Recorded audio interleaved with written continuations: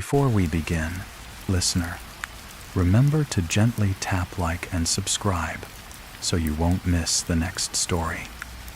Tonight, I'll take you through the quiet halls where the walls still breathe, where every sound means something, even when no one's there to make it. 5 stories, each one a whisper left behind by those who never truly left.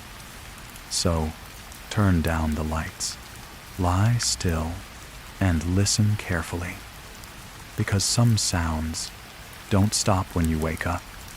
The first sound came from Asheville Asylum, on a night when the guard thought he was completely alone.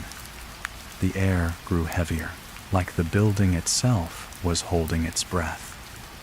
I stared at the wall behind the intercom, the one that shouldn't exist. Beneath the paint, the plaster bulged slightly, as though something on the other side had pressed too hard for too long. I lifted my flashlight, tracing the beam across the outline.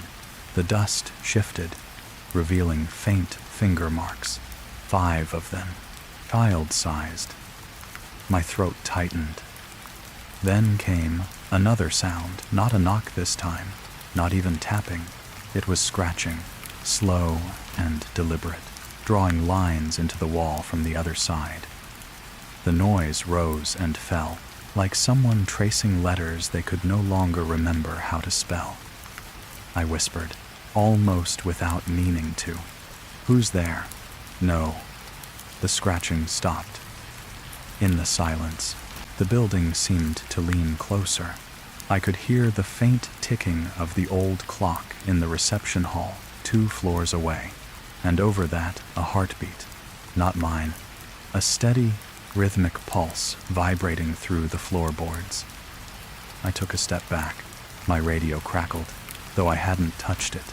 The frequency dial turned by itself, shifting through static until I heard a voice, male, hoarse, whispering under breath, "He's still inside, keep the door locked."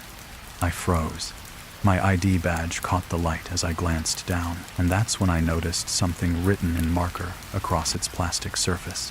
Words I hadn't seen before my shift began. Ward C. Do not open. I dropped the badge.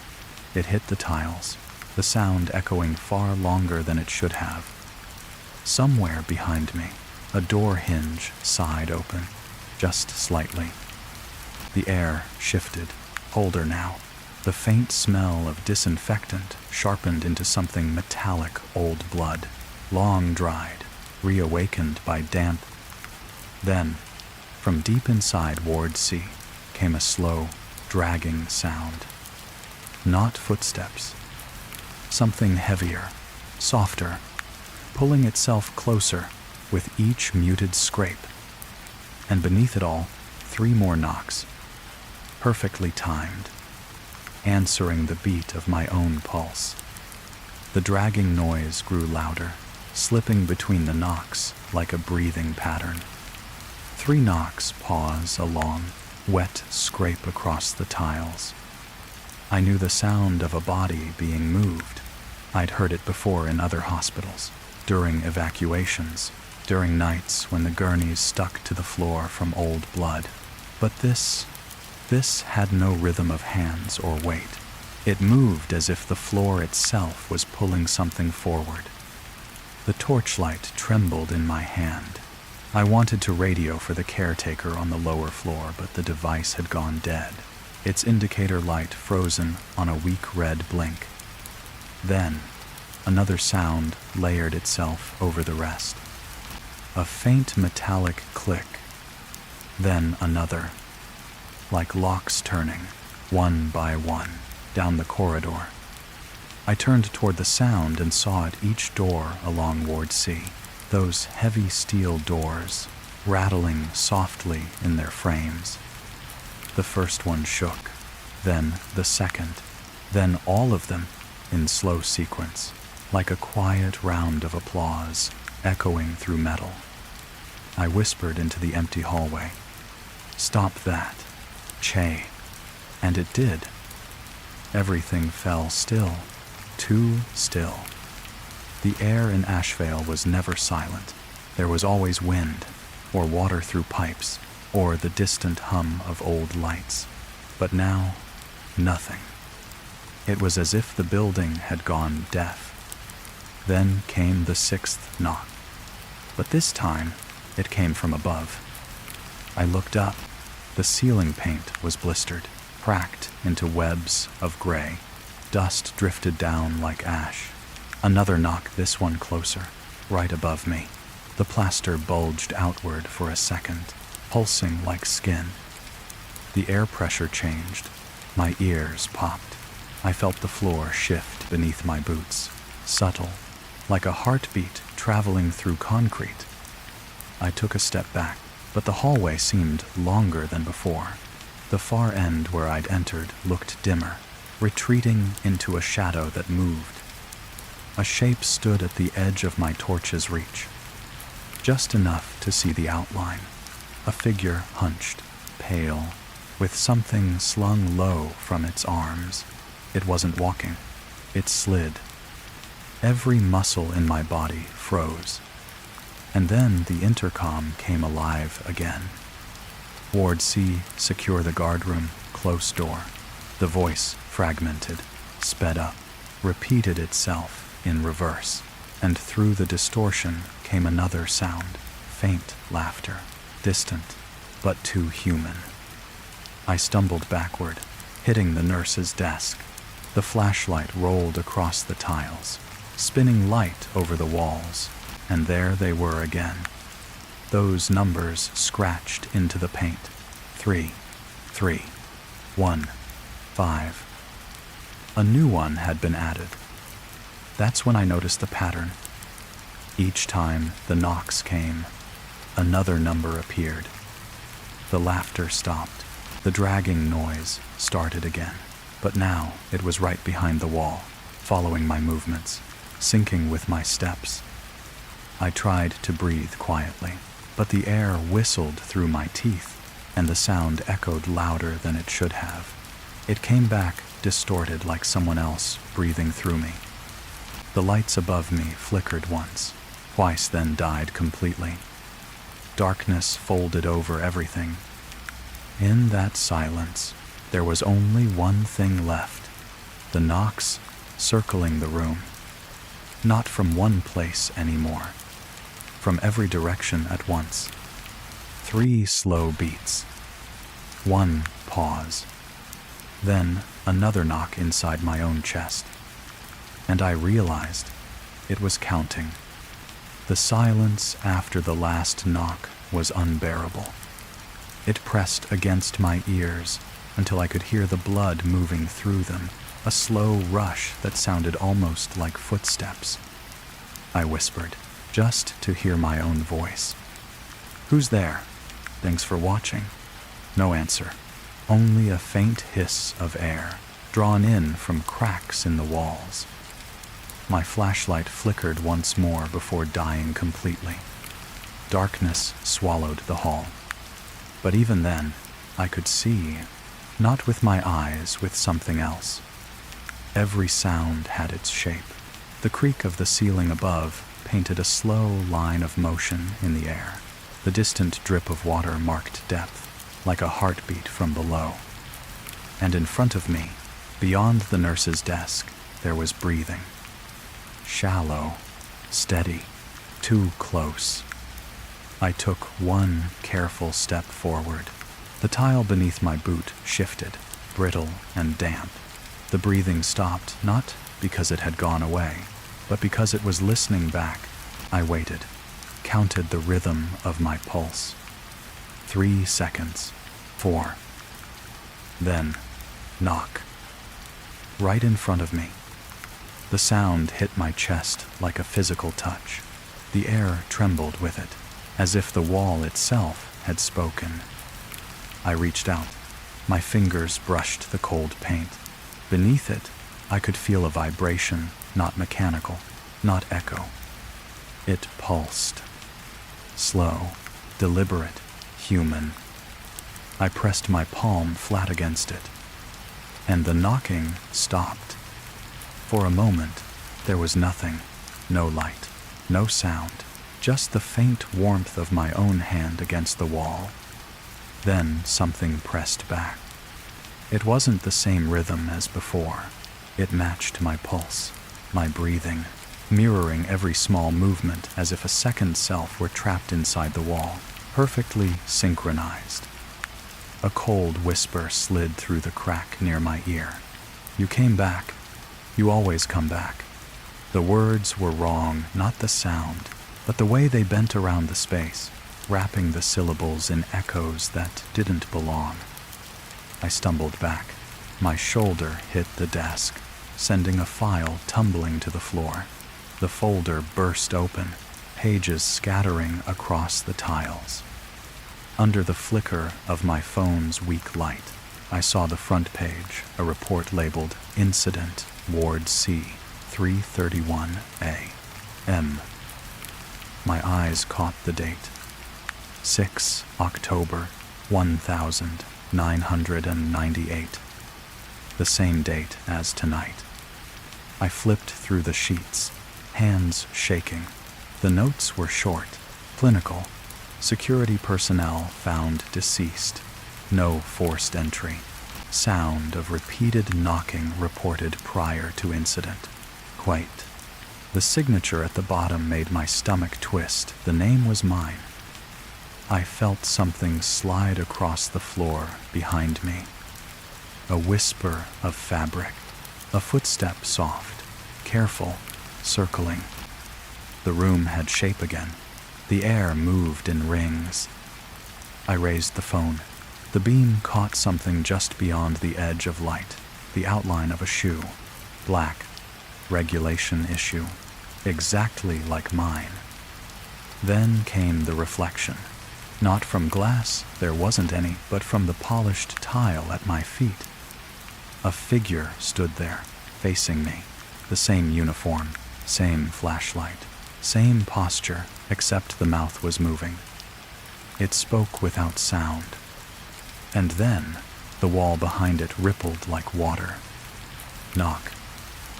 The tiles vibrated beneath me. Knock.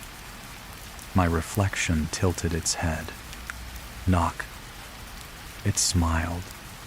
The sound built faster now from the floor, from the walls, from inside my chest, all merging into a rhythm that felt too perfect, too alive. I dropped to my knees, pressing my hands over my ears, but the knocking was inside me now, rattling through bone. Then, abruptly, silence. When I looked up, the reflection was gone. Only the faint outline of handprints remained on the tiles, a pair matching my own. The intercom crackled once more.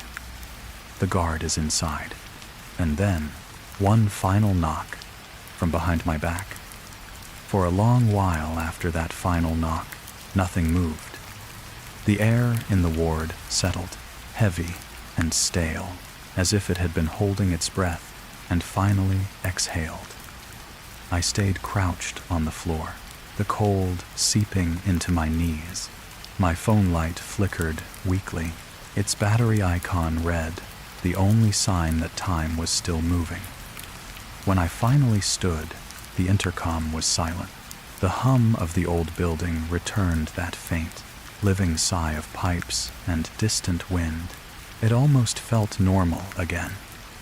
I told myself it had all been electrical faults, the sound of metal expanding, the wind trapped in forgotten vents, anything that made sense. I even laughed once, short and hollow, just to hear a human sound again. As I walked back toward the guard room, the corridor looked different, less distorted, less alive. The doors no longer rattled. The smell of iron and mold was still there, but faint, fading. I picked up my dropped ID card. The words Ward C, Do Not Open were gone, replaced by the standard hospital logo. My reflection in the plastic looked tired but real. For the first time that night, I felt like myself. Inside the guard room, I switched on the emergency lamp, its yellow glow spilling over the desk, soft and weak. The familiar objects came back to life. My thermos, my half-eaten sandwich, the radio set. I pressed the radio button out of habit. This time, it worked. Static hissed softly, comforting in its emptiness. Asheville Security. Ward C reporting. No further disturbances, I said. My voice shook only slightly. Copy that. Ward C. A voice replied, calm, distant. End of shift in 20 minutes. You're clear. Place. Relief flooded me so quickly I almost laughed again. 20 minutes. Then I could leave this place behind and never think about it again. The warmth of the lamp made the shadows dance gently along the wall. I poured coffee into the lid of my thermos, inhaling the bitter scent. The normalcy felt almost too sweet, like sugar after blood. And then, knock. Soft. Harmless. From the desk itself. I froze. The sound came again, slower, duller, like something inside the wooden drawer shifting. I opened it. Inside were papers, keys, and my old wristwatch. The watch ticked steadily, 3 beats. Pause. 1. 3, 3, 1. Exactly the pattern I'd heard before. I lifted it closer. The glass face had cracked in a perfect circle, as if something had pressed out from beneath it. And beneath the glass, the second hand wasn't ticking anymore, it was knocking. Tiny vibrations pulsed through the metal strap, matching the rhythm that had haunted me all night. I dropped it back into the drawer, slammed it shut, and pressed my hand against the wood. The knocking continued, muffled but constant, spreading through the desk like a heartbeat. My radio hissed again, but now the static wasn't random. It was rhythmic. 3 short bursts. 1 pause. Then another burst, lower, like a whisper hidden in code. You said 20 minutes. Was. I stood still. My name echoed faintly through the static, spoken in my own voice. The lamp flickered. Once. Twice. I turned toward the door. It was closed. The handle twitched slightly, then went still. And for a brief, blissful second, I thought maybe it's just the wind again. But then the intercom clicked alive one last time. Guardroom secured. Lock the inside. The same words as before, only this time they didn't echo. They came from the small speaker on the desk, the one directly beneath my hand. Knock. The knock beneath my hand didn't stop this time. It grew steadier, slow, powerful, deliberate, like a pulse that wasn't mine, but had somehow taken control of my own heartbeat. I stepped back from the desk. The air had changed again, heavy and electric. My coffee cup began to tremble, tiny ripples forming across its surface. Every object on the table seemed to hum in unison, vibrating to the same impossible rhythm. The radio crackled. The voice returned distorted, broken by static, yet painfully familiar. Open. It's waiting. Open, or it'll find another way. Well, first, I didn't answer. The air was too thick to breathe. My lungs stuttered against the rhythm, desperate to escape it, but the sound kept finding its way inside me. I grabbed the ring of keys from the drawer, my hands slick with sweat, and stumbled toward the hallway. Every light along Ward C was pulsing in time with the knocks now, a chain of dull yellow beacons guiding me forward like something leading livestock to slaughter. The further I walked, the more the rhythm shifted from wood to metal, from walls to floor, as though the sound had learned the shape of the building. It moved like thought instant, everywhere, I stopped outside the sealed door at the far end of the corridor. It was marked Ward C, restricted access, in faded red paint. The padlock was old, eaten with rust, but it looked wet. The air around it was colder. Each breath I took came out in white clouds. The knocks slowed, waiting. I should have turned back. I should have waited for dawn. But the voice from the radio still echoed in my head open. Or it'll find another way. And in the silence between each heartbeat, I could swear I heard something whispering behind the door. It's only you left. Remember, cannot herself. I slid the key into the lock. It fit perfectly, too perfectly, like it had been waiting for my hand. The moment the latch turned, a gust of freezing air burst through the cracks, carrying the faint scent of antiseptic and rot. The door groaned open. Inside was a narrow corridor leading to a small isolation room. The walls were padded, worn in places. The floor glistened with moisture that reflected the faint light from my torch. And in the center, there was a chair. Metal restraints hung loose at the sides, and on the wall above it deep scratches, carved in rhythmic lines. 3 vertical bar, 3 vertical bar, 1 vertical bar, 5 vertical bar, 6. 1 new mark, fresh. The knocking started again, softer now, not demanding, not angry, almost gentle, like someone trying to remind me of a tune I'd forgotten. I took another step inside. The door closed behind me with a quiet click. No wind, no movement, just that steady rhythm beneath my feet. I reached the chair. My torch beam landed on a shape in the corner, a uniform, security issue. Mine. The air thickened, sound swelling all around like pressure before a storm. The intercom above the door hissed to life once more. Time, 0331. Guardroom secured. Ward C open. Wham! The voice wasn't distorted anymore. It was clear. And it was mine. The realization hit too late. My flashlight blinked out, plunging me into perfect black. Then, every surface in the room began to knock the walls, the floor, the ceiling, all in sync with my racing heart. The sound grew faster, louder, until it was no longer knocking at all, but a pounding chorus of hollow echoes, chanting a rhythm that vibrated in bone. I pressed my hands to my ears, screamed, but the sound came from inside my head, ricocheting through skull and teeth.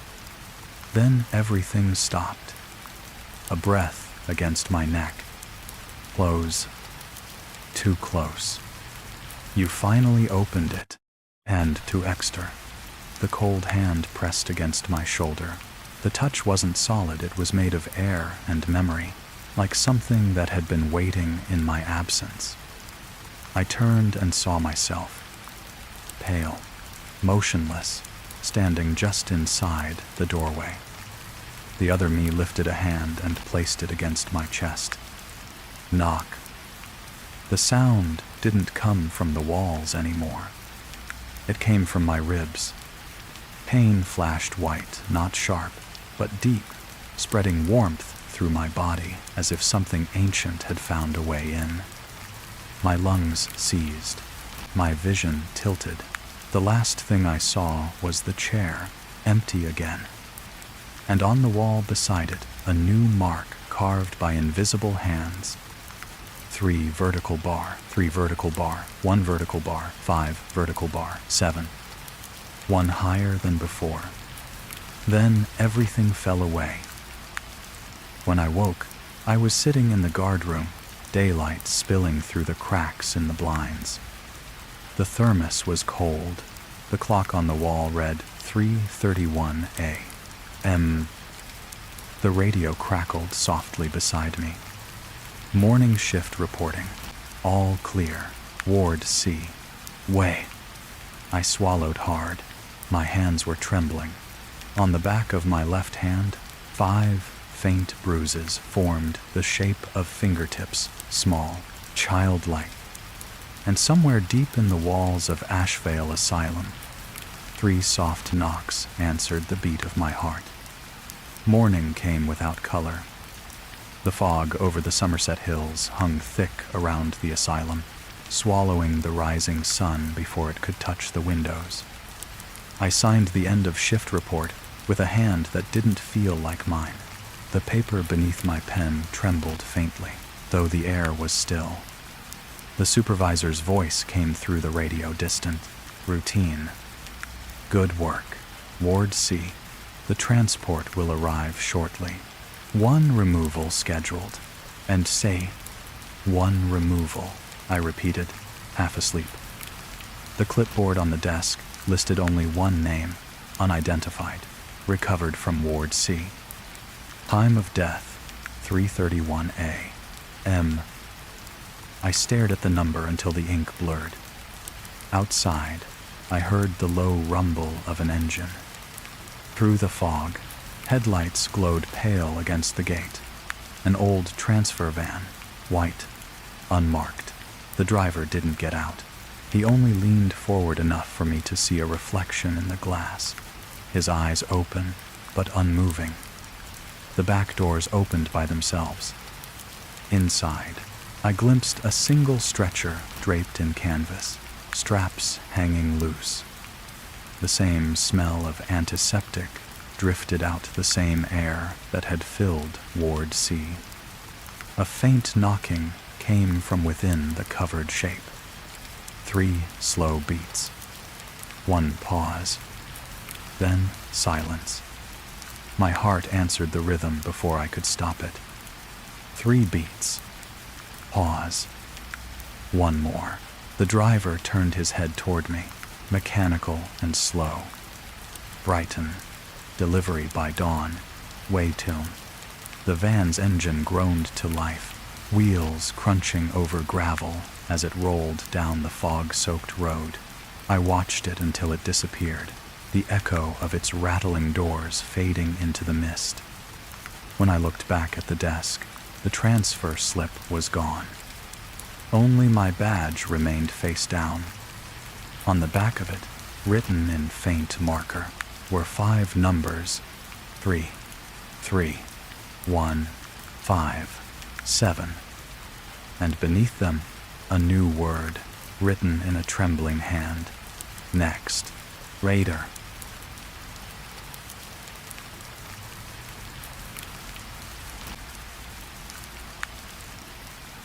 Story 2. Cold Transfer. It was my first night shift at St.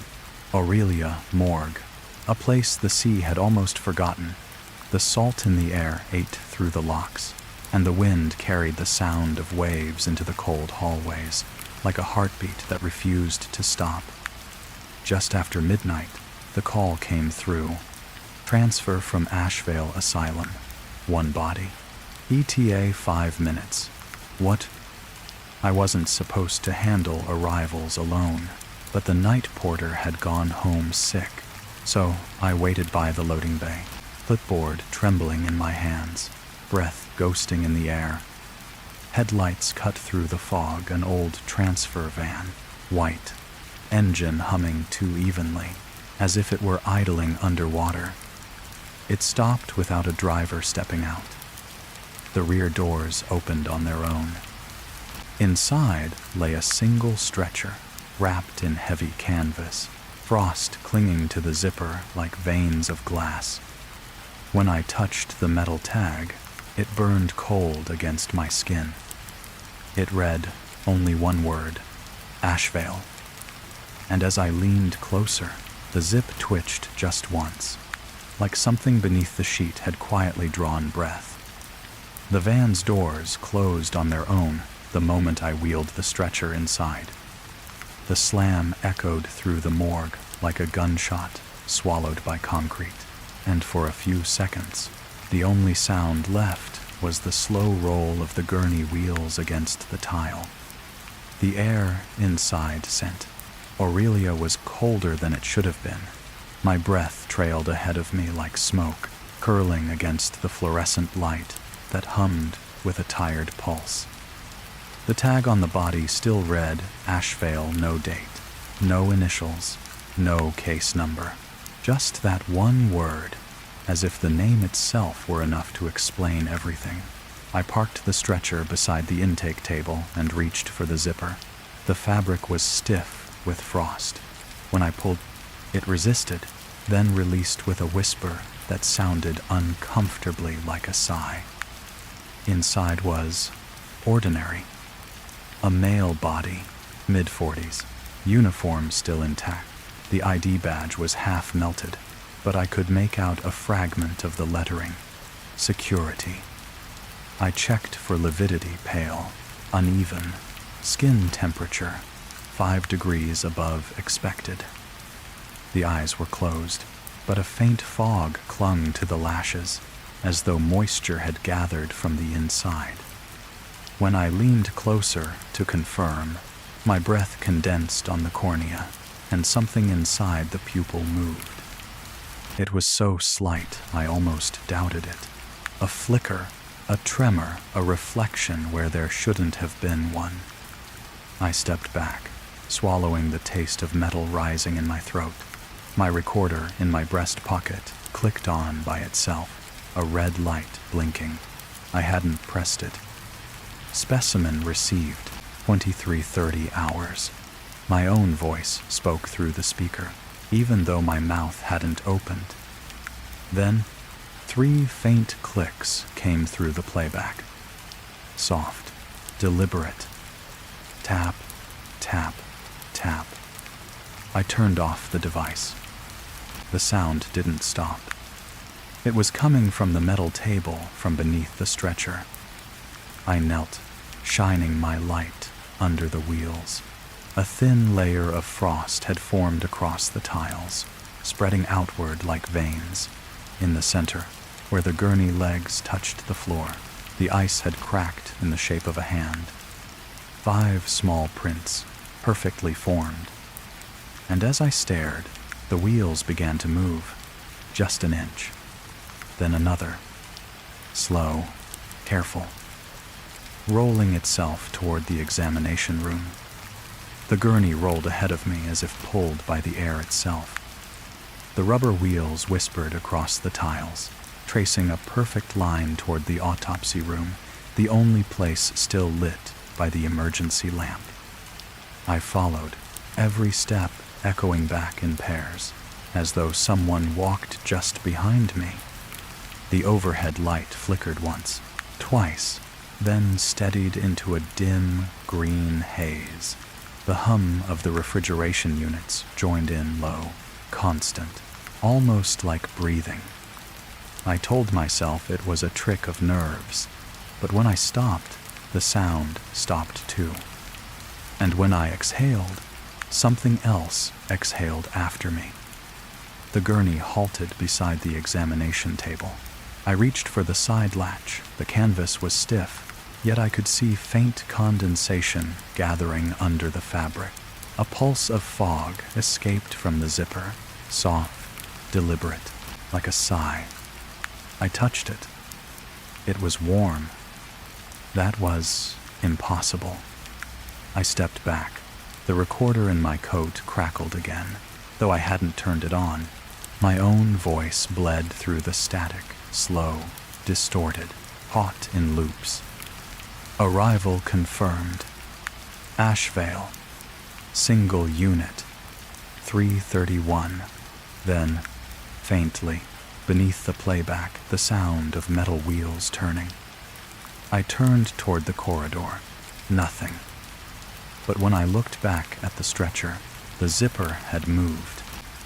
Just a little, maybe an inch. The metal teeth were parting upward, tooth by tooth, in a smooth, mechanical rhythm. And under that slow unzipping came another sound, a low, rhythmic thump. It took me a moment to realize what it was. A heartbeat. I froze, listening. It was steady, too steady, not fading, not human. It came from the gurney, from the cold canvas that now pulsed faintly with each beat. The overhead light dimmed further, its hum lowering into a vibration that rattled the glass jars along the wall. Inside one, a preserved lung began to tremble, bubbles forming at the top as if it, too, were trying to breathe. My hands were shaking. I stepped closer again, my breath fogging the air between us. The zipper twitched once more. Zip. Stop. Zip, like a mechanical sigh, timed with the pulse. I whispered, "Is anyone here?" Endurably. My own voice came back through the recorder, overlapping itself, delayed by a full second. Here, here, here. The echo didn't fade. It began to count. 3, 3, 1, 5, 7. My heart seized in my chest. Those same numbers. The same pattern carved into the wall at Ashvale. The light above the table burst, showering glass dust across the floor. For a moment, the entire room went dark, but the shape beneath the canvas still glowed faintly, as if lit from within. I backed away. My heel struck the wheel of another gurney, and it began to move too, rolling gently toward the table, drawn by an unseen current. One after another, every stretcher in the morgue began to turn, their wheels groaning softly, metal on tile, like an orchestra of ghosts waking from cold sleep. The zip on the first stretcher reached its end. Silence. Then a wet click, like air filling lungs after a long absence. I raised my flashlight. The beam trembled across the canvas. The surface rose and fell. Slowly. Deliberately. Breathing. The breathing beneath the canvas was too steady to be a trick of sound. I could see it a slow rise and fall, as though the body inside was simply asleep, not gone. The air around the stretcher shimmered faintly, a haze of frost twisting into pale ribbons.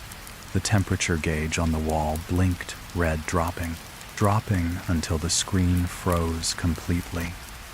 I reached for the zipper, my fingers trembling.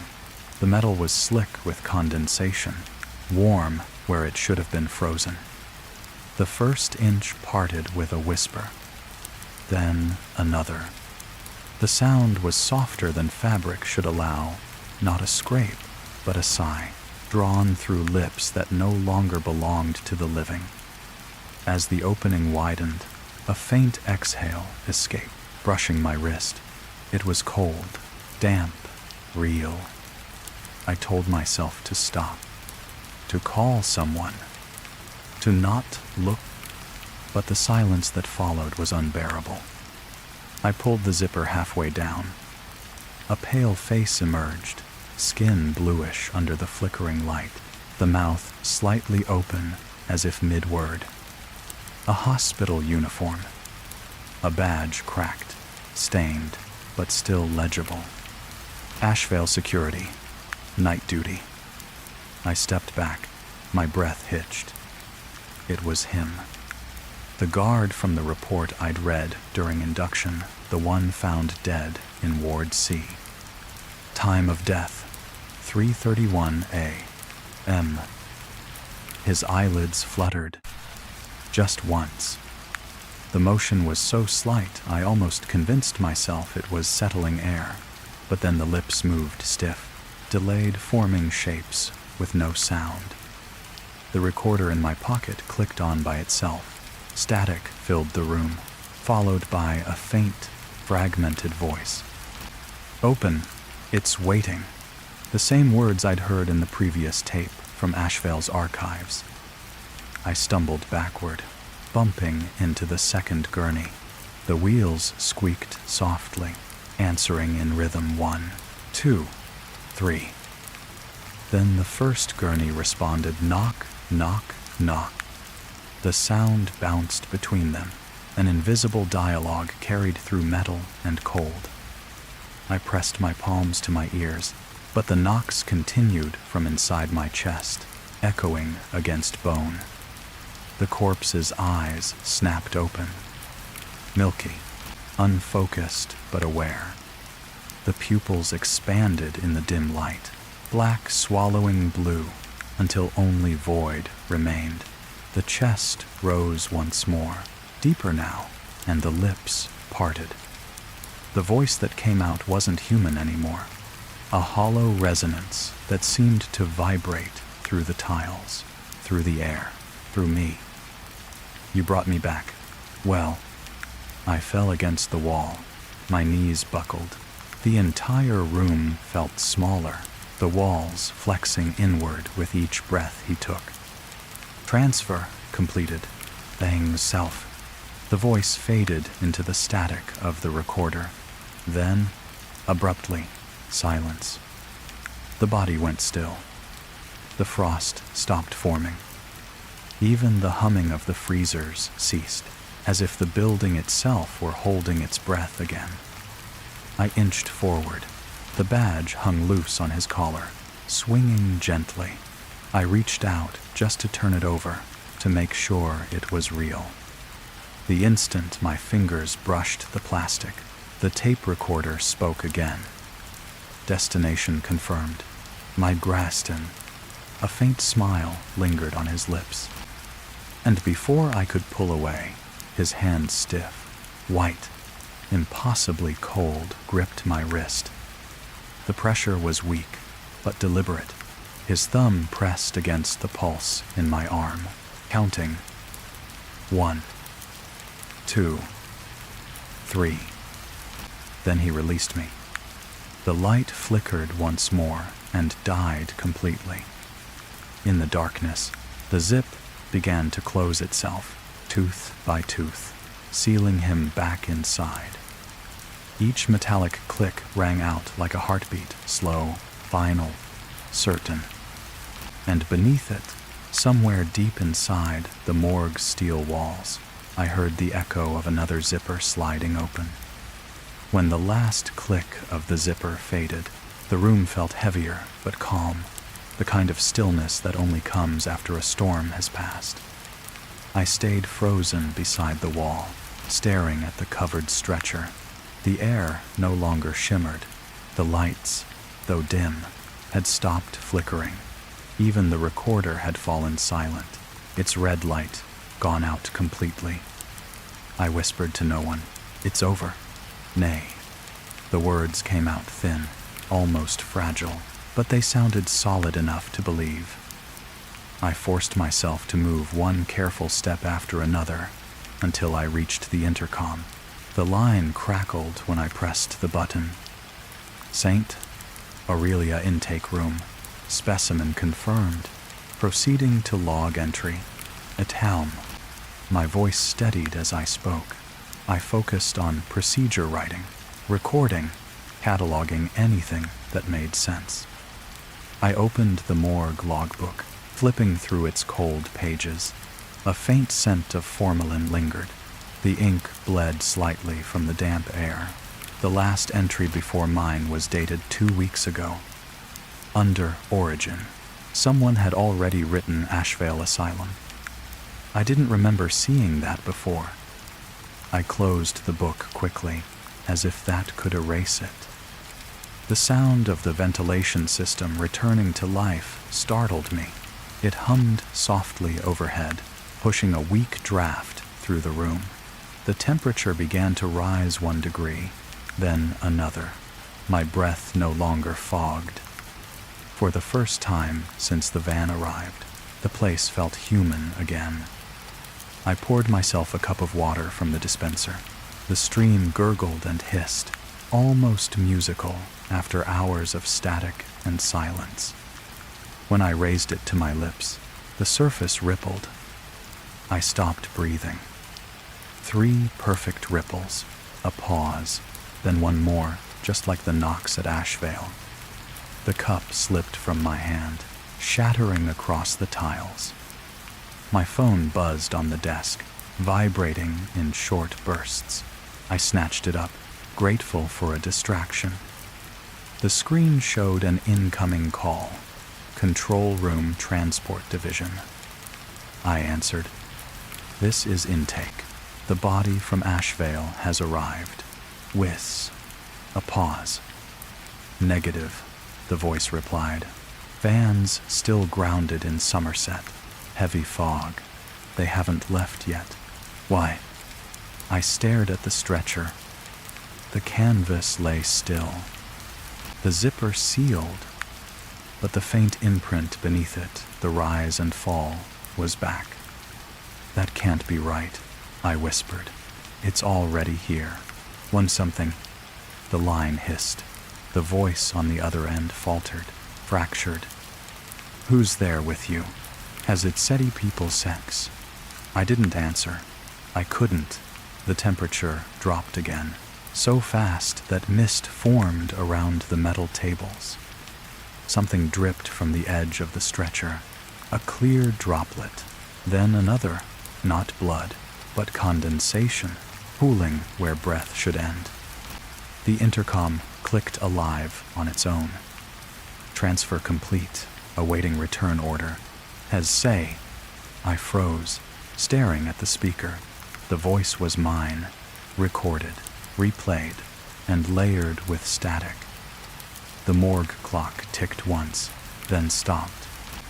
Every sound folded into silence except the slow slide of metal. The zipper. It was moving again, but not opening this time. It was closing tight, deliberate, as if something inside was pulling it shut from within. Then came one single sound that turned my stomach cold. A faint exhale. Right behind me. I turned nothing. When I looked back, the stretcher was empty. The canvas sagged, flat against the frame. Only the metal tag remained, swinging gently, catching the dying light. Ashevale. I stood there, breathing hard, until I realized the sound echoing in the room wasn't coming from me. It was slower, older, from somewhere beneath the floor. 3 beats. Pause. 1 more. Final climax and escape to 1. 0, 0, 0 words. The silence after that last breath was worse than any scream. It wasn't empty. It was expectant. I could feel the morgue listening. The pipes ticked softly. The floor trembled under my shoes. Somewhere behind the walls, compressors and cold coils were stirring like lungs, inhaling for the first time in years. I reached for the main switch to cut the power the panel sparked. Dead. The emergency lights flickered red, tinting the metal tables in the color of dried blood. That's when the first sound came. A slow, dragging screech of steel, one of the body drawers sliding open by itself. Then another, and another. The noise layered on itself, a dozen metal mouths gasping in sequence. From each drawer came a faint hiss, followed by the dry rustle of plastic. Zippers. Opening. One after another, like 100 quiet insects unfolding their wings in the dark. The air filled with the scent of brine and antiseptic, mixed with something older, like rain trapped in stone. I stumbled backward. Every zipper was moving in rhythm. Zip, pause, zip, pause, and between each one came a long, synchronized inhale. They were breathing. I could hear it, dozens of low, uneven breaths echoing off the tiles, some shallow, some deep, all trying to find the same tempo, the same pattern. 3. Pause. 1. I pressed my hands over my ears, but the sound was inside my skull now, pulsing behind my eyes. Then came the wheels. Every gurney in the room began to move, metal legs scraping lightly as they drifted toward the center. The sound of hundreds of tiny bearings spinning filled the air like a swarm of insects made of steel. They gathered around the empty stretcher, the one tagged Ashvale. My knees buckled. I crawled toward the door, slipping on the frost spreading across the floor. It clung to my hands, coating my skin in thin crystals. When I pulled away, 5 small prints appeared in the ice, identical to the ones I'd seen before. The recorder on the desk burst into static again. Transfer complete, awaiting return. Then another voice layered over it. Fainter, slower.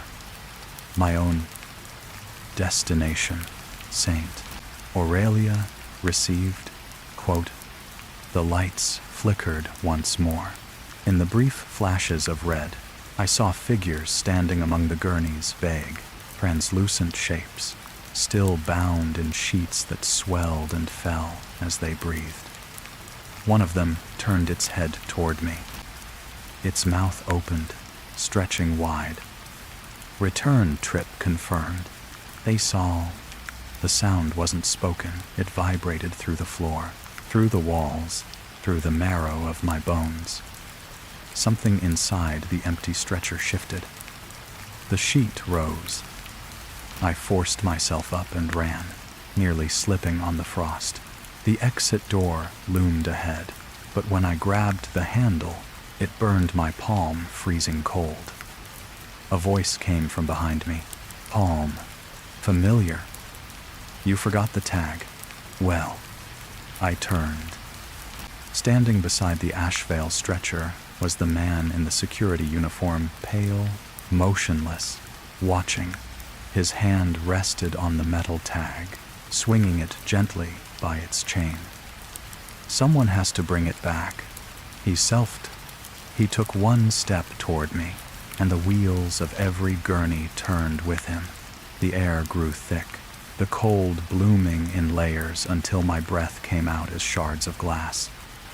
I stumbled through the doorway, slamming it shut behind me. The corridor beyond was flooded with fog, lit by a single flickering light. The hum of the refrigeration units turned into a deep mechanical growl, then into something almost human, the sound of 100 people whispering in unison. Transfer, transfer, transfer. I ran. The sound followed zip, knock, breath, building into a rhythm that filled every corridor, every vent, every inch of space. When I burst through the main doors, the fog outside swallowed me whole. The parking lot was empty, no van, no driver, only tracks in the frost, leading away toward the road that vanished into the sea. The recorder in my pocket crackled once more. Arrival confirmed. Ashvale, one body, dressed today. I pulled it out and threw it onto the ground, smashing it against the asphalt. It didn't break. The red light still blinked. Then headlights bloomed through the fog. The same white van rolled toward me, slow and soundless, its engine idling like a heartbeat underwater. The rear doors opened. Inside waited a single empty stretcher, straps undone. The tag hanging from the handle read, Estain, Aurelia, return. The air around me tightened, pressing against my chest. For a moment, I couldn't tell whether I was standing still or being pulled forward. The voice came again, from everywhere at once. Get in.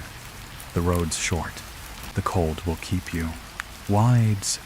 My body moved before my mind did. One step, then another. The van's interior was dark, but the floor shimmered faintly with frost. I could hear the ocean somewhere nearby, its waves counting the seconds. I touched the metal stretcher. It was warm. Then the doors closed behind me. The engine's hum deepened into the steady rhythm of a heartbeat. 3. Pause. 1. And the world outside began to fade. I woke to movement. The hum of the engine was low, steady, almost kind. For a moment, I thought I'd fallen asleep in the office, that the night had been a dream stitched together by exhaustion. But the air was too cold, too still. It pressed against my face like glass. I sat up. Canvas above me, metal beneath. A stretcher. The straps hung loose across my chest. Frost gathered at their edges. When I turned my head, I saw the walls smooth, pale, windowless. The faint light of motion blurred across them as the van moved. Through the thin metal shell, I could hear it. The waves. We were near the sea, heading inland. My throat ached when I spoke. Hello. Way. The only answer was the rhythmic thud of the wheels. 3 rotations. Pause. 1 more. I lifted my hand. The tag at the end of the stretcher swung, faintly glowing in the dark. Destination, Asheville Asylum. Something shifted beside me, soft fabric brushing against canvas. Another stretcher. Another shape beneath the sheet. The zipper moved once, drawing a single line of silver in the dark. Then a whisper, thin and calm, drifted from inside the other shroud. You're almost home. End itself. The van slowed. The engine idled. Through a small gap in the rear doors, I saw a faint light ahead, tall windows, broken glass, the familiar silhouette of Asheville Asylum, waiting under the morning fog. And from deep inside those crumbling walls came a sound I'd heard once before, faint, hollow, like someone whispering through plaster. Not words, just a rhythm. 3. Pause. 1. As the van doors opened, the voice beside me spoke again. The theater's ready. I tell. Story 3. The Whisper in Theater 9. Rain followed me all the way back to Asheville Asylum. It hissed through broken gutters and slid along the glass of the abandoned east wing, whispering over every window like it knew my name. They sent me here to check the remains, to list what was left of the old surgical wing before the reconstruction. Theater 9. A room sealed after the fire in '98. My torch cut through the damp air, glinting off dust that moved like mist. The corridors were silent, except for the storm outside, and the steady drip of water from somewhere above. When I reached the theater door, the metal plaque was half melted, the number still visible beneath the soot. I pressed my ear to the cold steel before opening it. Inside, a single hanging lamp swayed gently, casting shadows that moved without rhythm. The air smelled of burnt antiseptic. I switched on my recorder. Entry log, 2340, Asheville Asylum, Theater 9 inspection in progress. The speaker crackled, and through the static, another voice, soft, male, distant, completed my sentence. Don't let the theater sleep again. Caned. The door groaned open as if it hadn't moved in decades. The smell that came out was thick and layered formalin, ash, and something faintly sweet like burnt linen. My light swept across the room. Theater 9 was smaller than I imagined. Walls blistered with old heat. Metal frames blackened and fused to the tiles. The glass observation window had melted, leaving a sagged ripple like the surface of cooling wax. I could still hear the rain above, but in here it sounded different, distant, filtered, almost like whispering beneath water. I walked toward the center, my shoes scraping over flakes of paint and glass. On the wall beside the main light switch Someone had scrawled in chalk, "Stay awake." The letters were half erased by moisture, their white dust trickling down the wall like veins. I turned on the surgical lamp overhead. The bulb hesitated before coming alive, flickering once, then casting a yellow cone onto the rusted operating table. The table wasn't empty. A recorder sat in the middle, old-fashioned reel-to-reel, the tape half-threaded.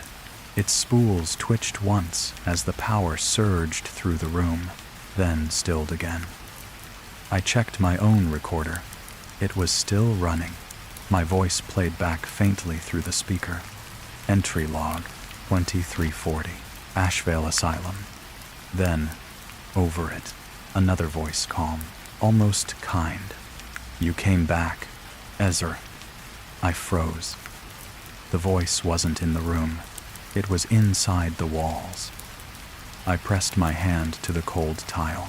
The vibration under my palm was faint but rhythmic, like a heartbeat, or a steady breath held too long.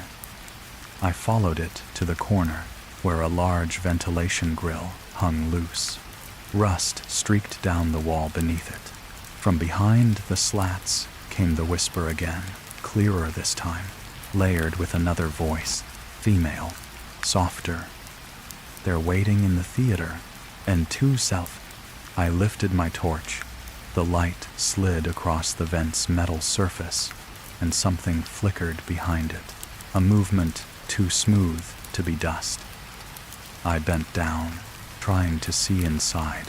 The air seeping through the holes was cold, wet, and faintly smelled of disinfectant and smoke.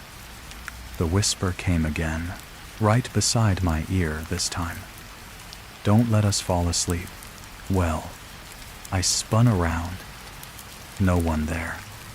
But the hanging lamp above the table was swaying again, though no wind touched it. On the soot-stained wall behind it, a faint silhouette was forming a darker shadow among shadows, shaped like someone standing very still. And then, from the vent, a slow, steady tapping began. 3 beats. Pause. 1. The tapping from the vent didn't stop. It grew steadier. 3. Pause. 1, as though the wall itself had learned to breathe in time. I turned the lamp toward it, the light catching in the thin mist that clung to the room.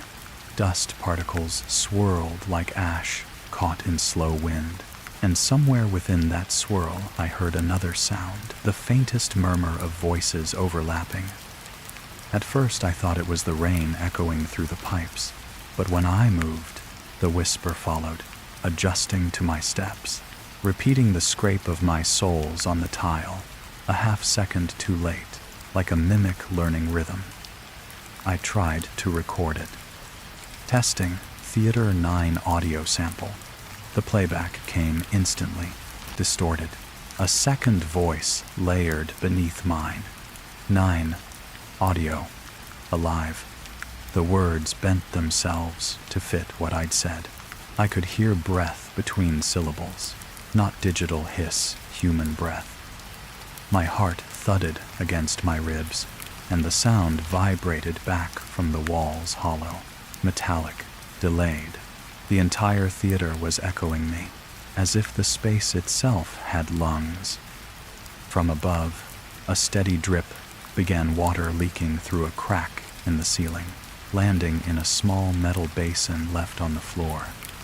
Drip, drip, drip. But each droplet landed too precisely. 3 drops. Pause. 1. The same pattern again. The surgical lamp flickered and steadied, casting its cone of light across the table. The old reel-to-reel machine began to move, unprompted. The tape rolled forward, and the whisper shifted pitch, deeper, layered. I recognized fragments, medical terms, names, numbers. Case 9, procedure log, subject responsive. Then another voice, calmer, slower. The theater is listening. Creags. A metal tray rattled across the floor behind me, scalpel handles clinking together in rhythm with the words, "It never forgot your voice. Now." I turned. The shadow on the wall was gone, but on the blackened tiles near the sink, something new had appeared, white lines, drawn by moisture or residue, forming a pattern of digits. 3 vertical bar, 3 vertical bar, 1 vertical bar, 5 vertical bar, 7. I traced them with the beam of my torch, the numbers shining faintly as if reflecting light from somewhere beneath the surface. My recorder clicked again, switching itself to playback. I hadn't touched it. Through static, a heartbeat pulsed, not mechanical, not recorded, wet, real. Then a voice whispered right into my ear, clear enough to chill the inside of my skull. "You were here. You never left. Where?" I dropped the recorder. It hit the floor, spinning the sound around me, whispers from all sides, climbing the walls, slipping into vents, weaving through the hum of the lights. The rain outside grew heavier, and for a moment it stopped sounding like rain at all. It sounded like breathing. Shallow, synchronized, hundreds of breaths pressed together against glass. And beneath it, the faint creak of a door hinge. I turned slowly. The main entrance to Theater 9, the one I had shut when I came in, was now wide open. Beyond it, the hallway was dark, slick with rainwater, and from somewhere in that darkness came the same whisper, stretched thin but unmistakable. "They're waiting in the theater." When second, the air behind me shifted, warm against the back of my neck, and in that moment I knew the whisper wasn't echoing anymore. It was standing right beside me. The air was breathing again. Not fast, not loud, but slow, patient, as though the room had lungs and I was standing inside them. I moved toward the operating table. The reel-to-reel recorder was still spinning, though the tape had run out. Its empty reel rotated with a soft hiss, repeating the same inch of sound over and over, a whisper caught in a loop. "Don't let sleep again." I leaned closer. The metal casing was warm, almost alive under my fingertips.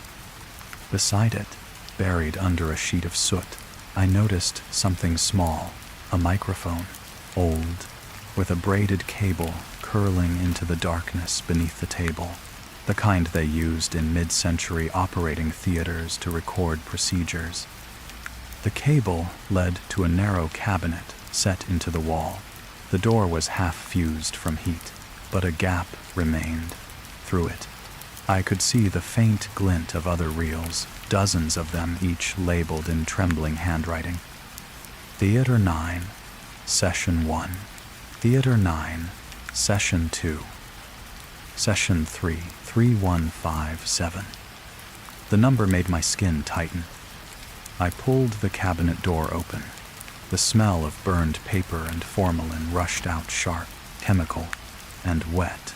The shelves were lined with metal cases, each coated in ash. One case lay open, reel still inside, half melted. A faint pulse of sound drifted from it, like a heartbeat slowed through water. I set it on the table, brushed away the soot, and fed the tape into the machine. When I pressed play, the room seemed to hold its breath. Static first, then a voicemail, confident, clinical. Procedure log, Theater 9, Dr. Ellery speaking. Subject exhibits responsive vocal reflexes during induced death phase. The voice paused, then quieter. Listening, it's listening. I felt something shift under my shoes, a soft vibration, like words crawling through the floor. The tape continued. Another voice entered, trembling, distorted, almost pleading. I can still hear you. I'm not asleep. Please. A sharp burst of static cut it off. Through it, faint laughter, then whispering layered over, whispering until it was no longer human speech, just rhythm breath, pulse, rain. Repeat. I bent down, pressing my ear near the speaker. The whisper formed words again, clearer now, spoken by someone else entirely. You were here. You spoke to us. It was my own voice. The reel whined, speeding up. The words twisted, layered, overlapping in rising pitch until they blurred into a single long tone that made my teeth ache. Then silence. The lamp above me flickered once, then steadied. For a heartbeat, I saw movement reflected in the chrome of the surgical tray, a shape behind me, indistinct, standing too close. I turned. Nothing there. Only the reflection in the tray, but the reflection was wrong. It showed me still facing the tape, still leaning close to listen, though I was already looking away. The version of me in the reflection was whispering something, lips moving slowly. I couldn't hear it, but I could see the shape of the words. Stay awake. The light exploded, a flash, white and sharp, then total black. From the darkness came a hiss, followed by the squeal of the microphone activating. I could hear my own breathing amplified through the theater speakers. Entry log, 2340. The voice repeated, but I wasn't speaking. It wasn't playback either. It was recording me now. The sound of the rain outside faded. The walls pulsed faintly in rhythm with my heart. And through the speakers, layered over my breath, another whisper, slow, careful, deliberate. You're not recording the theater. Well-tuned. The theater is recording you. And stained. Then the reel stopped spinning. And the silence that followed felt exactly like listening to something inhale before it answers. When the reel stopped spinning, I waited for the whisper to come back. But nothing did. The theater was finally still. I let out a breath I hadn't realized I'd been holding. My throat burned from the dry air, my pulse slowing to a rhythm that finally belonged to me again. The lamp above flickered once more, but this time it stayed on dim, steady, human. I turned off the recorder, coiled the tape back into its reel, and set it gently on the table. My hands shook, but it wasn't fear anymore. It was relief. Everything that had happened, the whispers, the moving shadow, the voice that called itself mine, it could all be explained. Echoes, residual sound, old recordings misfiring. That's what I told myself. I walked to the far wall, where the writing "Stay Awake" had almost washed away. The moisture from the ceiling had erased half the words, leaving only A. Like the wall itself was trying to breathe the rest. I touched the letters. They felt warm. Behind me, the rain softened. The storm was finally breaking apart, the drops falling slower, calmer, until it sounded almost like a lullaby. I smiled a small, exhausted curve of the lips and packed my things. Before leaving, I decided to play back my personal recorder one last time to make sure I hadn't damaged it. The red light blinked weakly, and my own voice filled the silence. Entry log, 2340, Asheville Asylum, Theater 9. Then silence. Then, faintly, my voice again. Softer, lower. Don't let the theater sleep again. I froze. It was the same tone, the same cadence, but I never said those words. The playback clicked again, like someone stopping and rewinding from the other end. Another line followed, whispered through layers of static. We were awake when you arrived. Newen. I stopped the tape, pressed rewind, then play. This time, it was gone. Only my breathing remained. The rational part of my mind clung to explanations: audio bleed, mechanical loop, the metal expanding in the damp. Still, something inside me knew. I gathered the recorder and headed for the door. It stood open now, the hallway beyond filled with the soft hiss of rain. The air smelled cleaner, almost fresh. When I looked back one last time, the operating table stood empty under the light, the tape reels still. It was over. I stepped out into the hall. The door swung shut behind me with a sigh. I made it halfway down the corridor before I noticed the sound.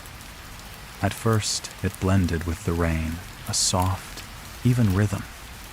Then I realized it wasn't outside. It was coming from my pocket. The recorder's light was blinking again, slow and steady. I lifted it, pressed play, and heard the rain, but not the rain from outside. It was the same storm, same night, same room. "You're still inside," Nux said. The whisper came from every direction at once, through the speaker, through the walls, through the air. I turned toward the theater door. It was open again. Inside, the lamp swayed gently. The table gleamed wet under the light, as if someone had just wiped it clean. And on the far wall, where the chalk had almost vanished, the missing letters had returned, written fresh, white and shaking. "Stay awake." The corridor looked longer than before. The rain on the windows no longer sounded like rain. It sounded like tape running, each drop a small click of memory being rewound. I walked, or thought I did. Every few steps the floor gave a sigh, like I was treading on lungs. The recorder in my pocket still blinked, steady as a pulse. "You're still inside." The voice bled through the static again. I stopped. "No," I whispered. "I'm out. Angry." The echo came back a half-second late, the way it always had, but this time the echo laughed.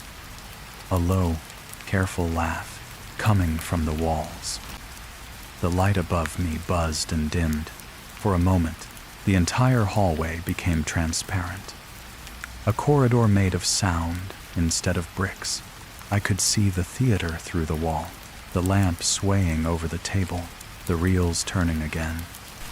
Except now there was someone standing at the table. A man in a soaked lab coat, head tilted, one hand resting on the microphone. Me. He raised his head slowly, and though the glass between us should have kept us apart, I heard the breath in my own ear. "You forgot to sign the log. Ready." I backed away, but the corridor bent with me, folding like film curling under heat. Each step left a faint recording of itself behind a whispered echo repeating step, step, step, until the air was crowded with overlapping versions of my movement. The rain outside thickened. It no longer fell. It recited, 3, 3, 1, 5, 7. The numbers filled every vent, every pipe, like the building itself was counting down. The theater door ahead of me was open again, light spilling out in rhythmic flashes. I should have run the other way, but the corridor behind me was already gone, replaced by blackness that pulsed in time with the rain. I stepped inside. The tape machine was turning on its own. The microphone hung from its cord like a pendulum, swinging above the table. The lamp's light grew brighter, too white to be electric. In its glare, I saw outlines pressed into the wall's hands, dozens of them, reaching outward from inside the plaster. Each hand moved slightly, fingertips tracing words into the soot. Awake. Listen. Remember. I stumbled forward. What do you want? No. Every hand stopped. And then the answer came, not from the tape, not from the walls, but from the air vibrating inside my chest. To keep recording, resting, the reels spun faster, the tape screaming against the heads. My name spilled out between the squeals, spoken in my own voice, over and over. Doctor, doctor, doctor. I grabbed the power cable and yanked. Sparks burst, smoke rising, but the sound didn't stop. It grew louder, folding into itself until it became one long, continuous breath. The light burst, darkness returned, heavy, absolute. And in that blackness, something cold brushed my hand, the microphone. Its cable slithered across the floor and wound itself around my wrist, the metal head resting against my pulse. Now speak, or find Frommarians. I shook it off, stumbled toward the exit, but the door was sealed again. I pushed, shoulder first. The hinges groaned, then gave way with a sound like ripping cloth. Cold rain crashed over me as I fell through. I landed hard on the flooded tiles of the outer corridor, water spreading around my hands. Behind me, the theater's door slammed shut. The sound cut off instantly. For a heartbeat, there was nothing, just the storm. Real, clean, living. Then the recorder in my pocket clicked. It had turned itself back on. I lifted it with shaking hands. The red light pulsed once. Then a voice whispered, soft, almost tender. Transfer complete. But as south, the rain's rhythm matched it. 3 drops.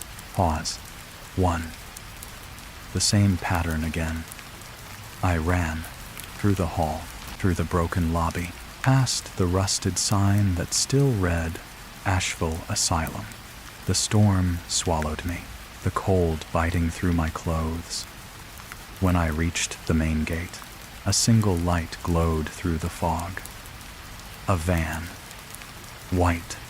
Engine idling. The driver's window rolled down, but no one sat inside. From the open back doors came the faint hum of equipment, reel-to-reel machines stacked in rows, all spinning slowly. Each reel carried a label. Theater 9, new voice. My name was written beneath. The machines played in perfect unison, and from every speaker came my own voice. Soft, calm, professional. Entry log 0331. Asheville Asylum. Theater 9 inspection in progress.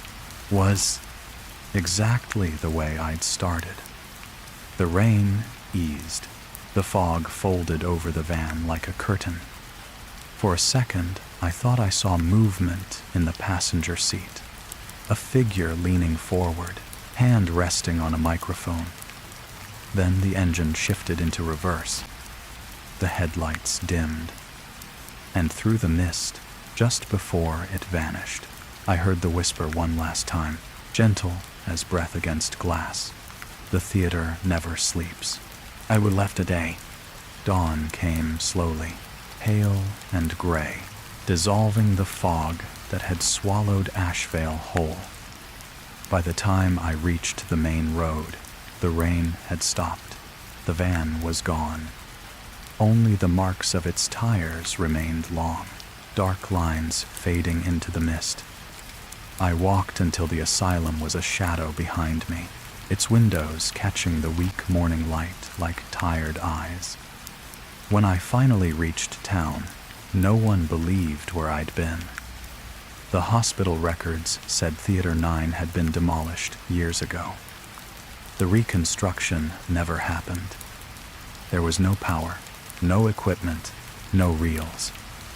And yet, in my pocket, the recorder was still there, dry, unbroken, light blinking faintly. I played it once, half expecting silence. Instead, a clear voice spoke. Calm. Familiar. Inspection complete. Theater 9. Transferred to Hollowford Medical. Ratty Self. I froze. The name stirred something in me. Hollowford, the university hospital on the coast. They were known for their new research lab, the one with the glass walls. I pressed rewind. The tape crackled, hissed. Then, faintly, through the distortion, new experiment, visual resonance, mirror phase. The air around me felt colder. Across the street, a delivery truck rumbled past white, unmarked. On its side, under a film of rain, I caught a glimpse of letters stenciled in fading paint. Thornwood. The truck turned a corner and was gone, leaving only the hum of its engine and a faint echo that shouldn't have existed outdoors. A whisper, drifting through the morning wind. "We hear you, Doctor. Alles." The recorder clicked off. I stood alone on the empty street, the light growing stronger but colder. In the glass of a nearby shop window, I saw my reflection watching me, and for the briefest moment, its lips moved first. The theater never sleeps. Buy-in. Story 4. Thornwood Mirror. The rain hadn't stopped since I arrived at Hollowford University. It slid along the laboratory windows in slow, crooked lines, distorting the light until the whole corridor looked like it was breathing. The new lab, my lab, sat at the end of the old Thornwood wing, once a monastery, now part of the neuroscience department. The air smelled of disinfectant and damp wood. On the far wall waited the delivery, a tall mirror wrapped in linen, the wooden frame dark and rough like bark. The tag still clung to it, smudged but legible. Origin, Ashevale Asylum, Theater 9. I peeled the cloth back. The surface beneath was dull, not silver but a gray that swallowed light instead of reflecting it. My own image shimmered there, late and uncertain, as if it were thinking before moving. I lifted my hand, tapped the glass once. The sound echoed back half a second too late. Then again. 3 slow knocks. 1 pause. And beneath the surface, faintly, a whisper answered. She hears before she sees. Haveti. I started the diagnostics out of habit recording devices, EEG monitor, pulse sensor. The air in the lab hummed with soft electricity, that steady, mechanical heartbeat every researcher learns to love. The mirror stood opposite me, its surface darker now that the overhead lights had dimmed. It didn't reflect the lab clearly. Instead, it caught movement as a haze, a shimmer that seemed to breathe when I did. For calibration, I played a test tone 440 Hz, pure and even. The sensor should have shown a mirrored waveform on both channels. It didn't. A second signal appeared beneath the tone, faint but steady, pulsing at 33 Hz. It wasn't interference. It was rhythmic. I isolated the layer, increased gain. The waveform repeated in perfect sequence, 3 beats. Pause. 1. The same strange cadence from the night I first arrived. The speakers hissed once. Then a sound came through that made my throat tighten. A heartbeat. Wet, deliberate, almost human. I looked at the mirror. My reflection was faint, my face stretched and gray, eyes a fraction of a second too slow to follow my own movement. When I lifted my hand, the reflection hesitated, then raised its own. Not mirrored. Opposite. The pulse on the monitor spiked. I turned down the lights further to reduce glare. That's when I noticed condensation spreading from the edges of the glass, a soft mist forming inside the surface, as though the mirror were fogging from within. I leaned closer, watching the moisture gather. When I exhaled, the fog thickened, and for a heartbeat it formed the shape of another mouth just below mine, whispering through the mist. No sound, only movement. Then, softly, from somewhere inside the glass, 3 distinct taps answered my breath. Knock, knock, knock. The EEG alarmed sudden, sharp as if it had detected a neural pattern where no subject was connected. I checked the screen. A waveform flickered across it, pulse-like, echoing the rhythm of the knocks. 33, 33, 1, 5, 7.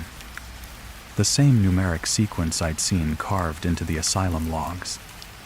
The speakers hissed again. A voice slipped through, low, female, fragmented by static. Dr. Ellery, transfer confirmed. The lights flickered once. When they steadied, the reflection in the mirror was smiling. I wasn't. At first, I thought the sound was feedback. A loop between the sensors and the speakers, something technical, logical.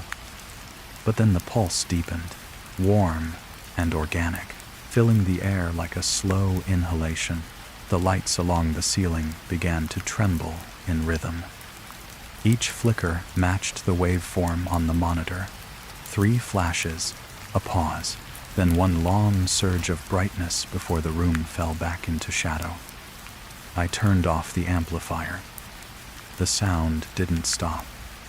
It was still there, faint, beneath the hum of the equipment, a beating, slow and deliberate, echoing through the metal tables and glass jars. I felt it in my ribs. The mirror's surface was no longer flat. A ripple moved across it, gentle at first, as if a stone had dropped into a pond behind the glass. My reflection blurred, split, and reformed, but not perfectly. The version of me inside the mirror moved a second too soon, breathing before I did. I whispered, "Hello, 1." The speakers crackled, and a whisper answered my voice, but thinner, quieter, spoken from the other side of the glass. "Hello, I've been here. No faxed." A cold wind crawled across the floor, stirring the papers on my desk. The EEG monitor blinked erratically. The sensors, still connected to nothing, were now tracing waves, someone else's brain activity. I turned to check the cables, and that was when I noticed it. The reflection of the lab behind me wasn't the same as the room I stood in. In the mirror, the desks were older. The walls were soot-stained, and on the back wall, just faintly visible through layers of fogged glass, were the words, "Theater 9, Way." I stumbled backward. The heartbeats grew faster, blending with the rain hammering against the windows. The sound from the mirror rose to match it, not echoing anymore, but joining in until both sides of the glass were breathing together. I could hear words forming now, layered between the pulses. First a murmur, then a rhythm of speech, voices overlapping. Dozens of them, men, women, whispering names, numbers, sentences that broke apart midair. She hears before she sees. "Dr. Ellery, it's ready. Recording, always recording." The microphone on my desk switched on by itself, the red light blinking. The reel-to-reel device, untouched, began to turn slow at first, then faster, spooling invisible sound. I reached for the power cord, but froze when the mirror itself began to hum. It was a vibration so low I felt it through the soles of my shoes. Every object in the room joined in the window panes, the metal shelves, even the pulse in my throat, all trembling to the same impossible note. And through that single tone came a soft tapping. Knock, knock, knock. Then a pause. Then one last, heavier thud, like something pressing from the other side of the glass. The condensation cleared just enough for me to see a handprint, not mine, forming slowly on the inside surface. Each finger left a trail of frost as it spread outward. Then, faintly, from somewhere deep within the reflection, a woman's voice whispered, "The mirror remembers. Wires ends." The hum stopped. The lights steadied. And in the sudden silence that followed, the handprint faded, leaving behind only the faint outline of 5 numbers scratched into the glass. 3 vertical bar, 3 vertical bar, 1 vertical bar, 5 vertical bar, 7. I decided to record it. If this was just a delay, some optical interference, then the footage would prove it. I positioned the camera on the counter, lens aimed squarely at the Thornwood mirror. Its surface was still slightly fogged, the frame damp where rainwater had crept through the old stone walls. The timer light blinked red. I stepped back, raised my hand in front of the glass, and waved. The reflection moved first. Half a second earlier. No distortion, no lag. It anticipated me. I froze. My breath clouded the air. The reflection held its pose, perfectly still, until I moved again. When I lifted my right hand, it raised its left, but when I lifted my left, it copied exactly. Not mirror, not reverse. It had learned the pattern. I turned off the camera, heart hammering. The screen still glowed faintly, showing a static frame of me facing the glass. Except the version on the screen blinked. I replayed the footage, frame by frame. Each time I paused, the reflection inside the video moved fractionally, more mouth-opening, head tilting, whispering words too soft for the microphone to catch. The speakers on my desk crackled, picking up low-frequency noise, 33 hertzes, the same rhythm. I turned the volume up. Through the distortion, a voice threaded itself into the sound. Soft, male, deliberate. Dr. Ellery, log continuation, subject responsive, maintains visual contact. The name punched through me. I had read it before in the Ashevale transcripts. The researcher who disappeared in Theater 9. I checked the timestamp. The file wasn't named after me. It was titled Theater 9 Transfer 4. The reel-to-reel machine in the corner clicked on. The tape moved, though I hadn't touched it. My voice filled the air. Entry log 0331. Hollowford University, Thornwood Wing, Way. I covered my mouth, but the voice continued, calm, steady, precise, reading my notes from earlier, word for word, but continuing beyond them. The reflection now anticipates response. Subject aware of delay inversion, recommend containment, and disdefer. I whispered, stop, and self. The tape obeyed. But in the mirror, my reflection kept talking. Its lips moved slowly, forming each syllable like a prayer. I leaned closer. The sound returned not from the speakers this time, but from inside the glass itself, like whispers traveling through frozen air. She hears before she sees. The lights flickered once, twice. The mirror brightened from within, revealing a faint glow beyond the surface. Shapes moved in the light, an operating table, a microphone, the glint of metal instruments. Theater 9. I stumbled back, knocking over the chair. The reflection didn't follow. It stayed, watching, smiling faintly. From the reel to reel, a woman's voice joined in, breathless, trembling. The transfer's complete. Begin the next recording. Lines. The glow in the mirror pulsed. A sound like glass flexing filled the room, deep and alive. I could see movement behind my reflection now, figures half-formed, like shadows swimming just beneath the surface. And then, a hand pressed against the inside of the mirror. Not a print, a real hand, wet, pale, trembling.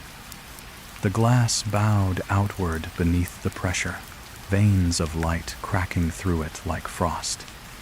I staggered forward, unable to stop myself. My fingers brushed the surface, and for a second it was warm. A whisper slipped between the cracks.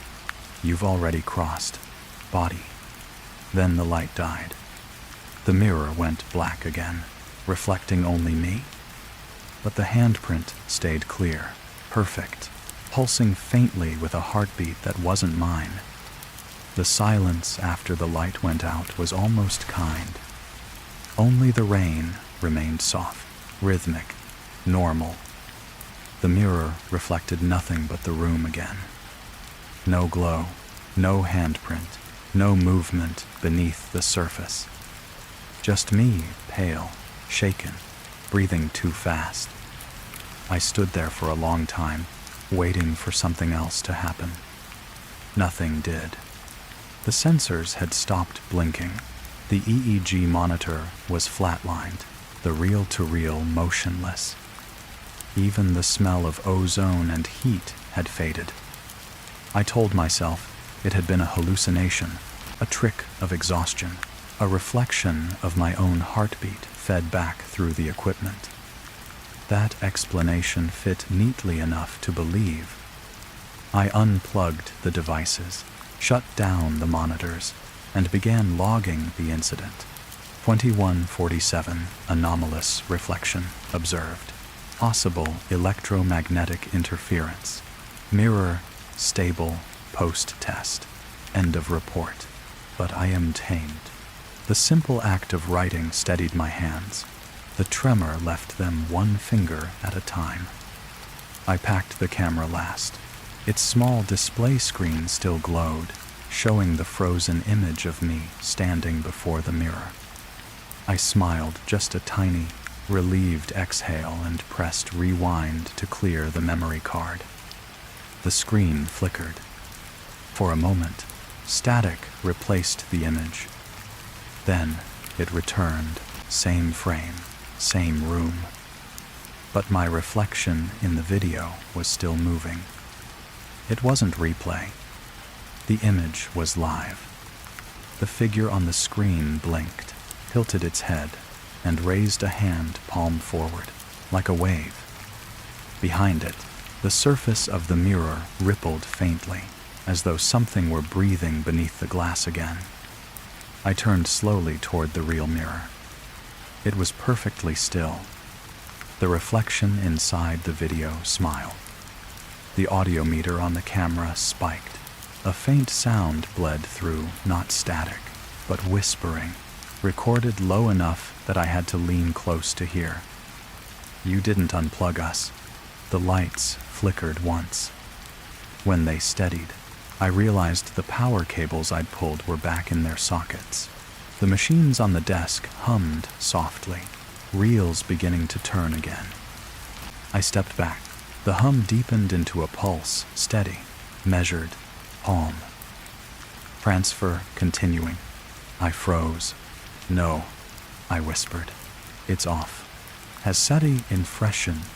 The whisper in the room answered the same tone, the same voice repeating me in perfect synchrony. "No, it's off, but..." Then the sound came again, 3 slow knocks, this time not from the mirror, but from inside the wall behind it. I snatched my coat, heart pounding, and backed toward the door. My hand found the handle. I hesitated just long enough to look back one last time. The mirror was empty. No movement, no glow. I almost believed it. Then the camera on the desk beeped soft, cheerful, mechanical. Its screen showed the live feed again. But now the reflection wasn't me anymore. Someone else was standing there, in the same coat, same posture, staring straight into the lens. Their lips moved silently. I leaned in. The playback caught their final whisper before the feed cut to black. The theater sent me first. My rings. The hallway outside the lab was dark.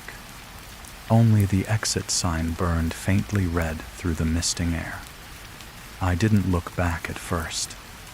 The hum behind me had quieted, and I told myself it was over. But halfway down the corridor, something answered my footsteps one beat behind. Soft, wet, deliberate. When I stopped, it stopped. When I breathed, it breathed. The reflection was following me. Not inside the glass, now through it. The windows along the corridor shimmered faintly, each pane holding a fragment of me. Some looked older, some younger, all watched as I passed. Their lips moved. No sound at first, just the shape of words I didn't want to read. Then, in a single, synchronized whisper, they spoke, "Stay awake," and I ran. The corridor bent unnaturally, looping back toward the lab. Every turn returned me to the same door, Thornwood Laboratory 3. The hum inside had grown louder, a deep, resonant tone that vibrated through the floor. I pushed the door open. The mirror stood waiting. Its surface wasn't dark anymore. It was alive liquid silver, trembling with light, forming waves that pulsed outward from the center like ripples of breath. Inside the glass, I saw the lab as it had been an hour ago. Me standing at the desk, writing, unaware. Then, further back, through layers of reflection, another image, the theater, the operating lamp, the microphone. And somewhere between them, shadows moved, shapes of people watching, their faces pressed to the other side of the glass. The reel-to-reel started on its own. My voice filled the air again. Entry log, transfer phase initiated. Subject aligned. With you, spirit? No, I whispered. I didn't say that. Now nothing. The reflection spoke back, perfectly synchronized my mouth, moving in both worlds. You did, wasn't. I reached for the nearest chair and hurled it at the mirror. It struck the surface, but instead of shattering, it sank. Like the glass was water. The chair drifted out of sight, disappearing into silver light. The surface rippled once, then smoothed. My reflection stepped forward, not mirrored, aligned. It raised its hand in time with mine, matching perfectly. Every blink, every tremor of breath, simultaneous. For the first time, I realized I wasn't watching a reflection. I was watching a recording replay itself in real time. The mirror was showing me the moment I would cross. Behind the reflection, faint light flickered, the same dull yellow from Ashvale's theater lamp. I heard the voice again, this time layered over itself dozens of times, building to a chant. Transfer complete. Transfer complete. Transfer complete. As Act 4 way. The mirror rippled violently. The surface bulged outward, stretching thin like a membrane ready to burst. From within, hands pressed against the glass, hundreds of them, pale and trembling. I backed away, slipping on the wet floor. The hum deepened to a pitch that rattled my teeth. A crack raced through the mirror's surface, light leaking out in thin beams. Then came the gore. 3 slow knocks from inside. Pause. One harder, like something trying to remember the rhythm of life. The crack widened. Through it, I saw eyes staring out my own. "Let me out," the voice said. Except my lips hadn't moved. I screamed, grabbed the nearest stool, and swung with everything I had. The glass shattered outward, not like breaking, but exploding. Shards flew across the room, gleaming with trapped light, each piece reflecting a different version of me. I ran, out of the lab, down the corridor, through the heavy doors that led to the courtyard. The night air hit like ice. The storm had returned, wind whipping the rain sideways. Every puddle reflected the mirror's light, the fragments of my own image scattered across the wet ground. I could still hear it faint. Beneath the storm, the whisper coming from every shard, every reflection. "We're still recording, and Leighton ones, so have har." I kept running until I reached the gate at the edge of the university grounds. The rain eased for a moment, long enough for me to catch my breath. Then, in the window of the security booth, I saw it again. Not my reflection, the other one, standing behind me. It lifted its hand, slow, deliberate, pressing its palm to the glass. And from the other side of the rain-smeared window, I heard a voice I knew too well. "Transfer complete. Doctor, I'm Selfix." The window fogged over from inside. A heartbeat echoed once. Then nothing. When I turned around, the courtyard was empty. When I woke, everything was white. White ceiling, white sheets, the sterile scent of alcohol and static. A nurse's voice murmured somewhere near my ear. "You're lucky, doctor. The blast shattered half the lab, but you survived." "But his self?" I tried to answer, but my throat was dry, voice grainy like dust. On the bedside table sat my ID badge, half burned, and beside it a single shard of glass, sealed in a specimen bag. Someone had written on the label, "Thornwood fragment, do not touch." Through the fog of sleep, I noticed it the faintest shimmer inside the glass. Not reflection, movement. The nurse followed my gaze. "That piece was embedded in your hand," she said softly. "You must have clenched it when the mirror broke." "Wust?" I nodded weakly. The shard caught the light pale silver, pulsing once, like a heartbeat trapped inside. Later, when the ward quieted and the lights dimmed, I took the bag in my hand. The pulse quickened. And then, through the plastic, came a sound I'd hoped never to hear again. Knock, knock, knock. Pause. One slow tap. My monitor spiked. The lights above flickered. Across the room, the observation window misted over. My reflection formed slowly in the glass standing, not lying down. It smiled. The voice came from the speaker at my bedside, calm and familiar. "Transfer confirmed. New containment site. Attic research wing. Presetting." I looked down. The shard in my hand was glowing. And faintly, from inside it, a whisper breathed back. "Stay awake, and I'll..." The heart monitor flatlined for half a second. Then, from the silence that followed, came one last sound.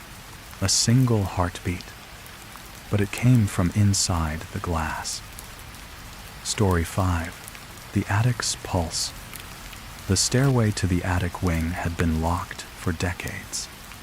The key turned with a sound like a gasp dry, sharp, alive. I climbed slowly, my torch tracing the ribs of the ceiling above, each beam coated in dust, the color of bone. With every step, the floorboards answered me. 3 dull thuds. A pause. One heavier, deliberate beat. By the time I reached the top, the sound had sunk into my chest. Not echoing, sinking.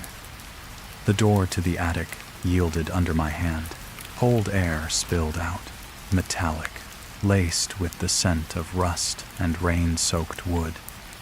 Inside, the room was filled wall to wall with machines, old recorders, reels, microphones, all humming quietly in the dark.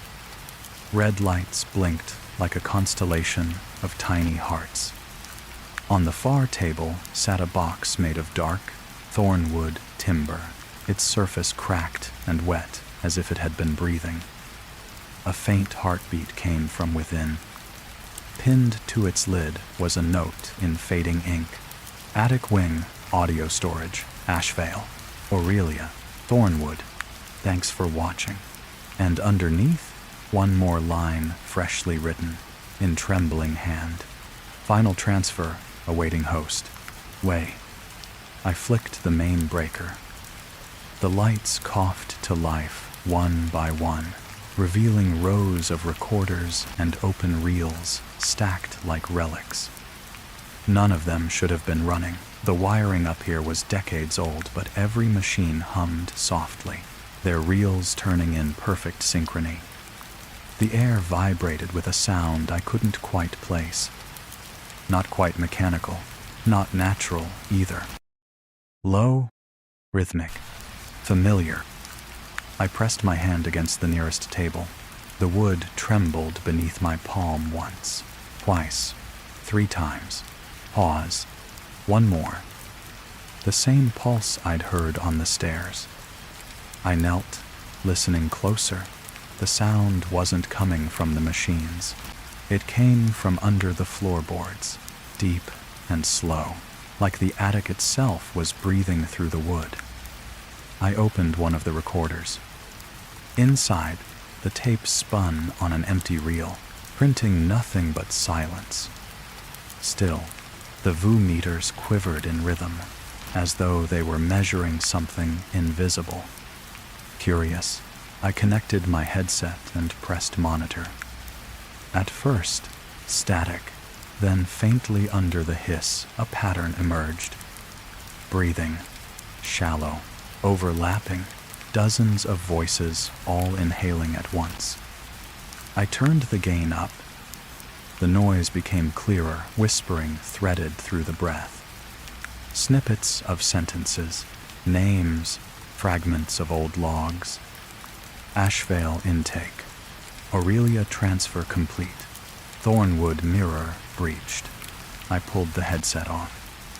Every machine in the room responded at once. The reels stopped, then reversed. Tape unspooled across the floor like veins, winding toward the box on the far table. The heartbeat quickened. I stepped closer. The lid of the Thornwood box was slick with condensation, the grain of the wood darkening in pulses. Each beat sent tiny ripples through a puddle forming on the floor beneath it. When I leaned closer, the hum in the air shifted pitch, matching my own heartbeat perfectly. For a few seconds, the 2 rhythms merged, mine and the attic's, until I couldn't tell which belonged to me. A faint voice came from inside the box, muffled by wood and time. Host confirmed. The reels started spinning again, faster now, the sound growing into a steady thrum that filled every inch of the attic. I backed away, staring at the machines. They weren't playing recordings. They were playing me. The room began to breathe. It wasn't imagination. The air itself thickened. moving in long, slow inhalations that made the dust swirl like mist caught in a lung. The hum that had filled the attic deepened until it became a single, continuous heartbeat.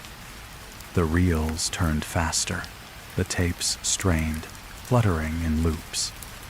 Each time they brushed the air, they whispered, "We're still here, not." The cables along the floor began to twitch, snaking toward the thornwood box. Their copper tips sparked faintly, joining together at its base like veins seeking a heart. I took a step back. The light bulbs overhead pulsed dimly, in sync with the sound. 3 flashes, pause, 1 long. The attic was breathing through the wiring, exhaling warmth, inhaling dust. A metallic creak sounded from the rafters above me, long and low, almost like a sigh. Then another, louder, closer. The old beams shuddered, wood groaning in sympathy with the rhythm. I pressed my palm against the wall. It was warm. Not metaphorical warmth, body warmth. Behind the timber, something shifted, like a slow muscle flexing beneath a layer of skin. The whispering grew louder. From 1 voice, to 2, to dozens, to a chorus so thick it felt like water filling the air.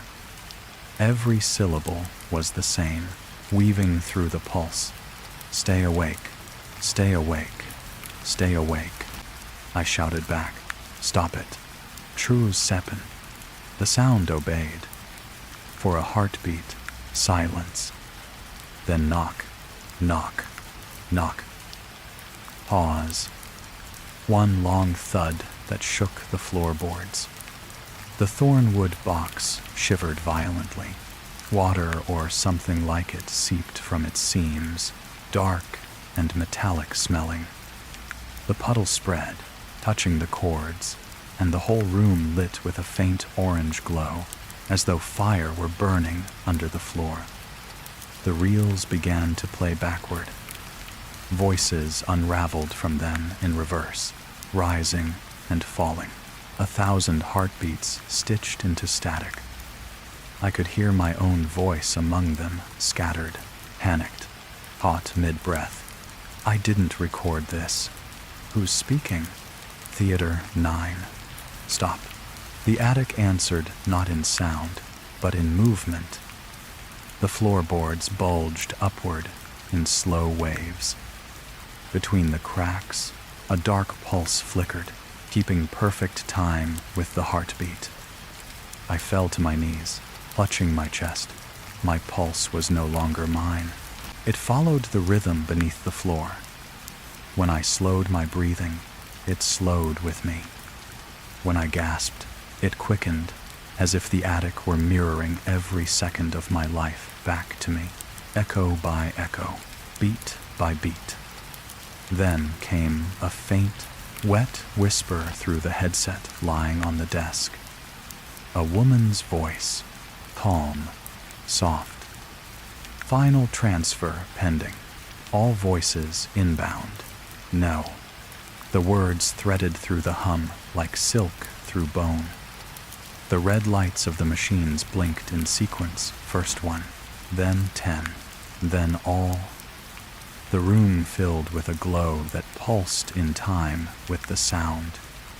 I stumbled toward the door, but it had sealed itself shut. The hinges were gone, replaced by veins of dark wood that throbbed faintly, sealing the way out. The attic took another breath. This time, I felt it enter me. The heartbeat under the floor had grown faster. Not frantic, deliberate, like something beneath the boards was preparing. The thornwood box sat at the center of it all, trembling faintly, drops of condensation tracing its carved edges.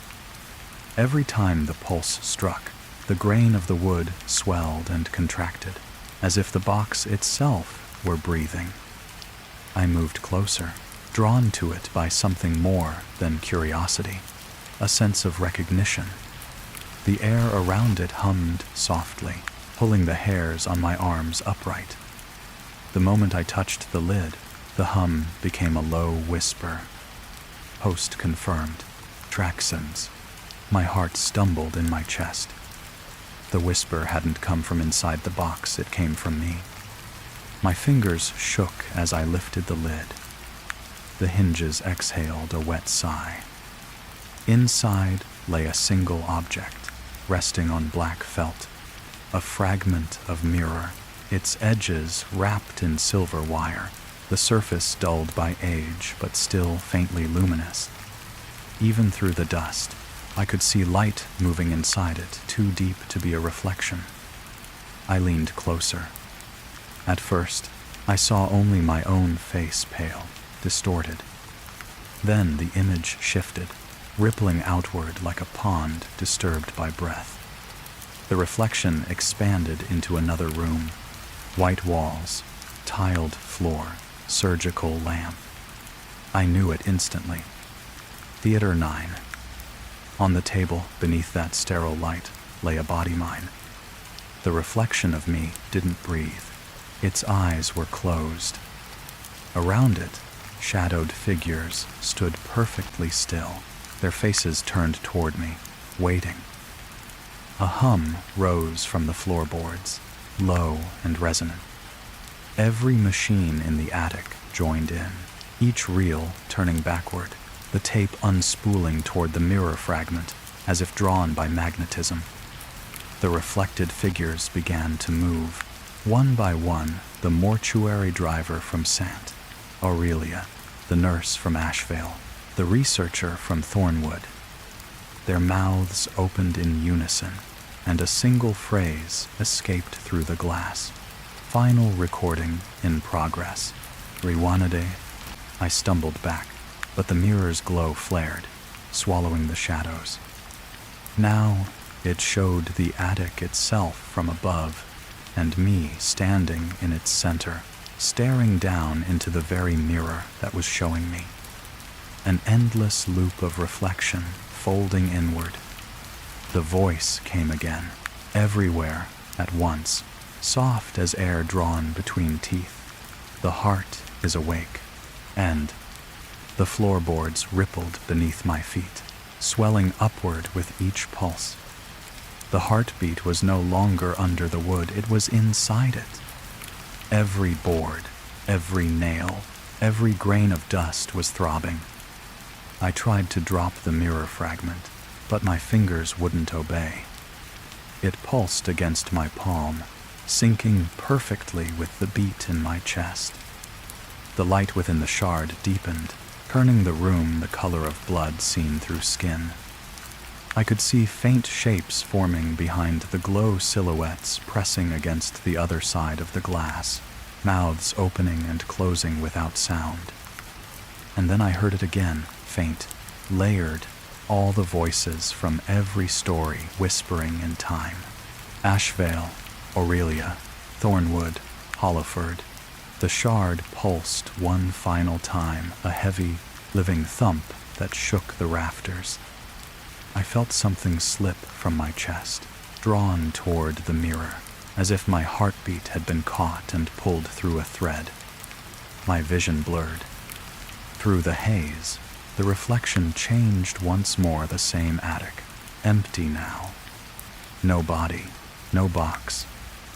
Only the mirror lying open on the floor, its surface glowing faintly. And from deep inside it, a quiet, steady sound. Thump, thump, thump. When the light from the mirror finally died, the attic went completely still. No hum, no breathing walls, just silence vast, deep, and clean. The heartbeat was gone. It had stopped as suddenly as it had begun, leaving only the faint creak of old timber settling back into place. For the first time since I entered the attic, I could hear my own breath. Slow, uneven, real. The machines had gone quiet. The reels hung limp. The tapes pooled at their bases like black ribbons. The thornwood box lay open on the table, empty. The mirror shard was gone. I waited. Nothing moved. Finally, I sat down, my knees shaking, and began writing the final report by hand. 2350. Anomalous resonance ceased. All activity terminated. Mirror fragment missing. Cause, structural vibration. No further pulse detected. Ready. I read the words twice, just to hear something human in the sound of my pen. Each letter steadied me a little more. When I finished, I closed my notebook and looked around the attic one last time. The air was cooler now, easier to breathe. I could almost believe it was over. Then I noticed a small mark on the page I had just written. A faint smear at the bottom, as if my pen had kept moving after I stopped. Another line was forming. Slowly, carefully, as though written by a trembling hand. Transfer successful. Writer. The pen rolled off the table. It hit the floor with a soft knock. Then another. 3 slow taps. Pause. One louder, echoing deep through the wood beneath me. The pulse was back. I pressed my palm to the floor. At first, nothing, then a single, faint throb, and with it, warmth. The air thickened again, the smell of metal rising like breath from below. I stood up too fast, chair clattering behind me. The machines on the shelves flickered. One by one, their red lights blinked back to life. Slow, synchronized, deliberate. The hum returned quiet at first, almost gentle, like something waking from a long sleep. I tore the final page from my notebook, crumpled it in my hand, and shoved it into my coat pocket.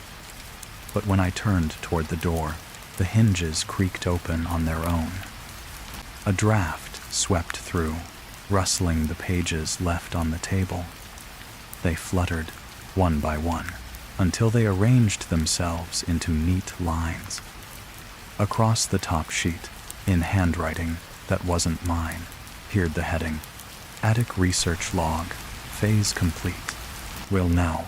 Below it, a single sentence. All recordings aligned.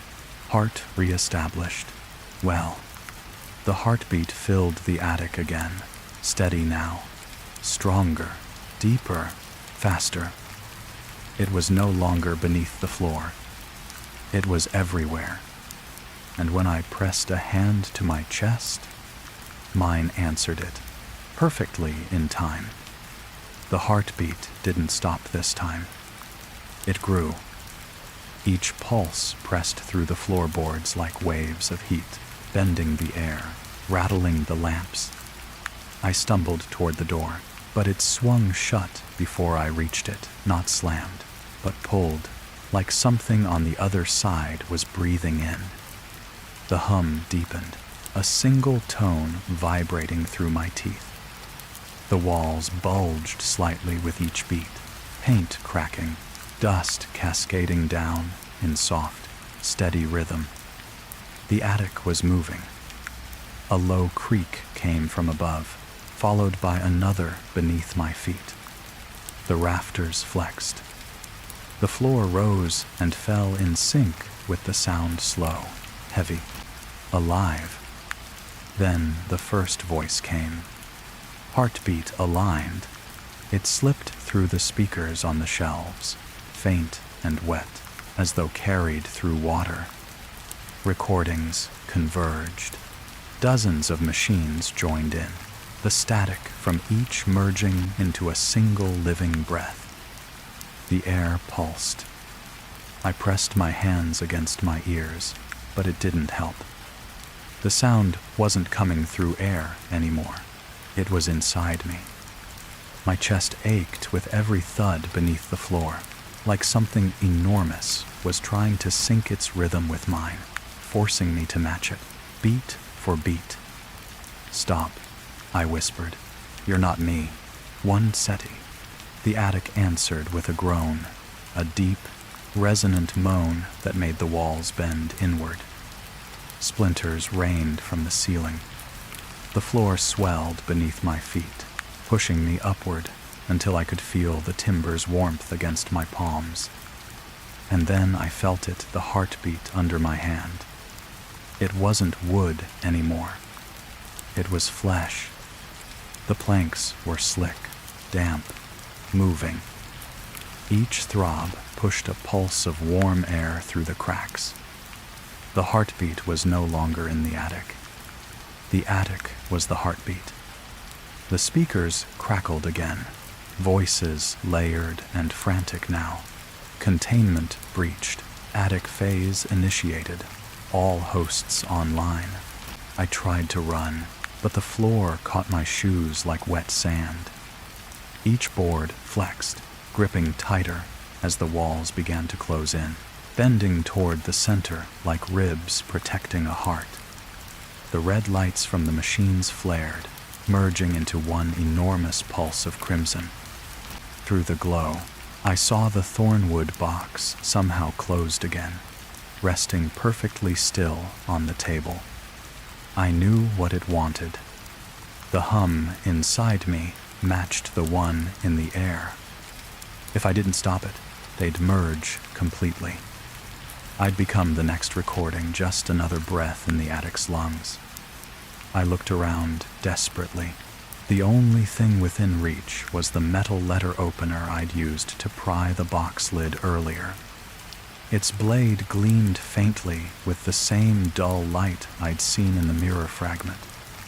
My heartbeat pounded harder. 3 beats. Pause. 1. The same pattern.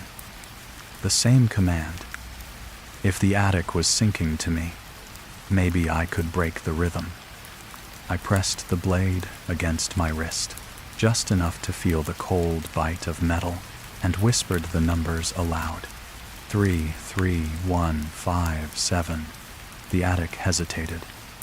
For the first time, the pulse faltered a half-beat late. The walls shuddered.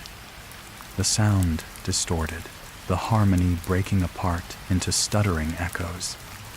I took a deep breath and drove the tip of the blade into my arm, not deep enough to kill, but enough to shock. My heartbeat skipped. The attic screamed. Every speaker howled at once. The lights burst. A rush of air surged outward, tearing through the dust, snapping the tapes from their reels. The floor split open beneath me. From the crack spilled red light, bright, wet, pulsing, and a sound that was no longer a heartbeat, but a roar. I stumbled back, clutching my arm, trying to reach the stairs. Behind me, the box slid from the table and hit the floor with a sickening thud. Its lid burst open. Inside, the mirror fragment glowed brighter than before, its light strobing in rhythm with the last few desperate beats of my heart. And within it, I saw my reflection calm, still, lips moving. Transfer complete.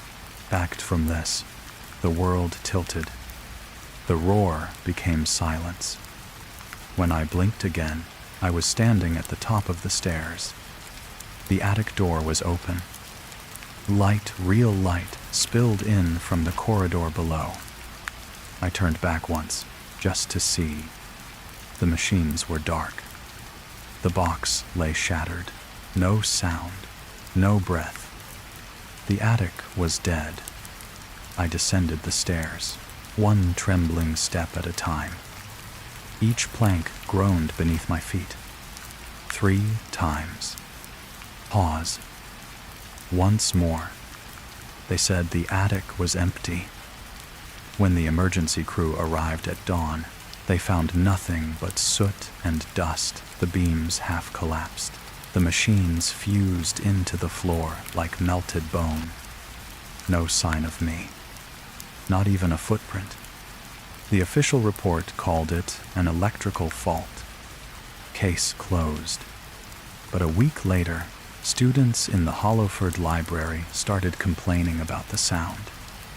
A low hum, rhythmic, faint at first, only audible at night. Campus security investigated.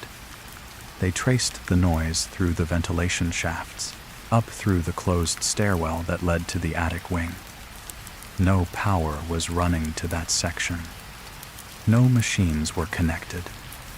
Yet the hum was there, steady as breath. Then came the heartbeat. 3 beats. Pause. One heavy thud that made the windows tremble.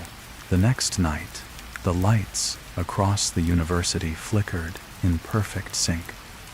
Students described hearing a voice calm, measured, almost familiar, whispering through the speakers in every lecture hall. Recording in progress. Well, then a pause. Before we begin, listener, gently tap like and subscribe so you won't miss the next story. 2. Every screen on campus lit at once. Static. Then a single frame, a still image of the attic door, now clean and whole again. Faint light seeping from underneath. Beneath the image, a small red indicator blinked. Live. The heartbeat started up again, slow, warm, human. But this time, it wasn't coming from the speakers. It was coming from the person watching. The stories end here, listener, but the sound does not. If you listen carefully in the spaces between your breaths, you might still hear it. A faint echo, a slow rhythm, beating from somewhere deep inside the dark. 3 beats. A pause. 1. To remind you you're still here. Maybe it's your heart. Or maybe it's ours still recording, still whispering, still waiting for the next host. When you close your eyes tonight, remember what they all said. The theater never sleeps. The mirror never breaks. And the attic still breathes. Just softly enough for you to mistake it for your own. So rest now. Let the sound fade in your chest. And if you hear the knock 3, pause. 1. Don't answer. Just keep breathing and stay awake a little longer. Good night, listener. We'll be right here, between the next heartbeat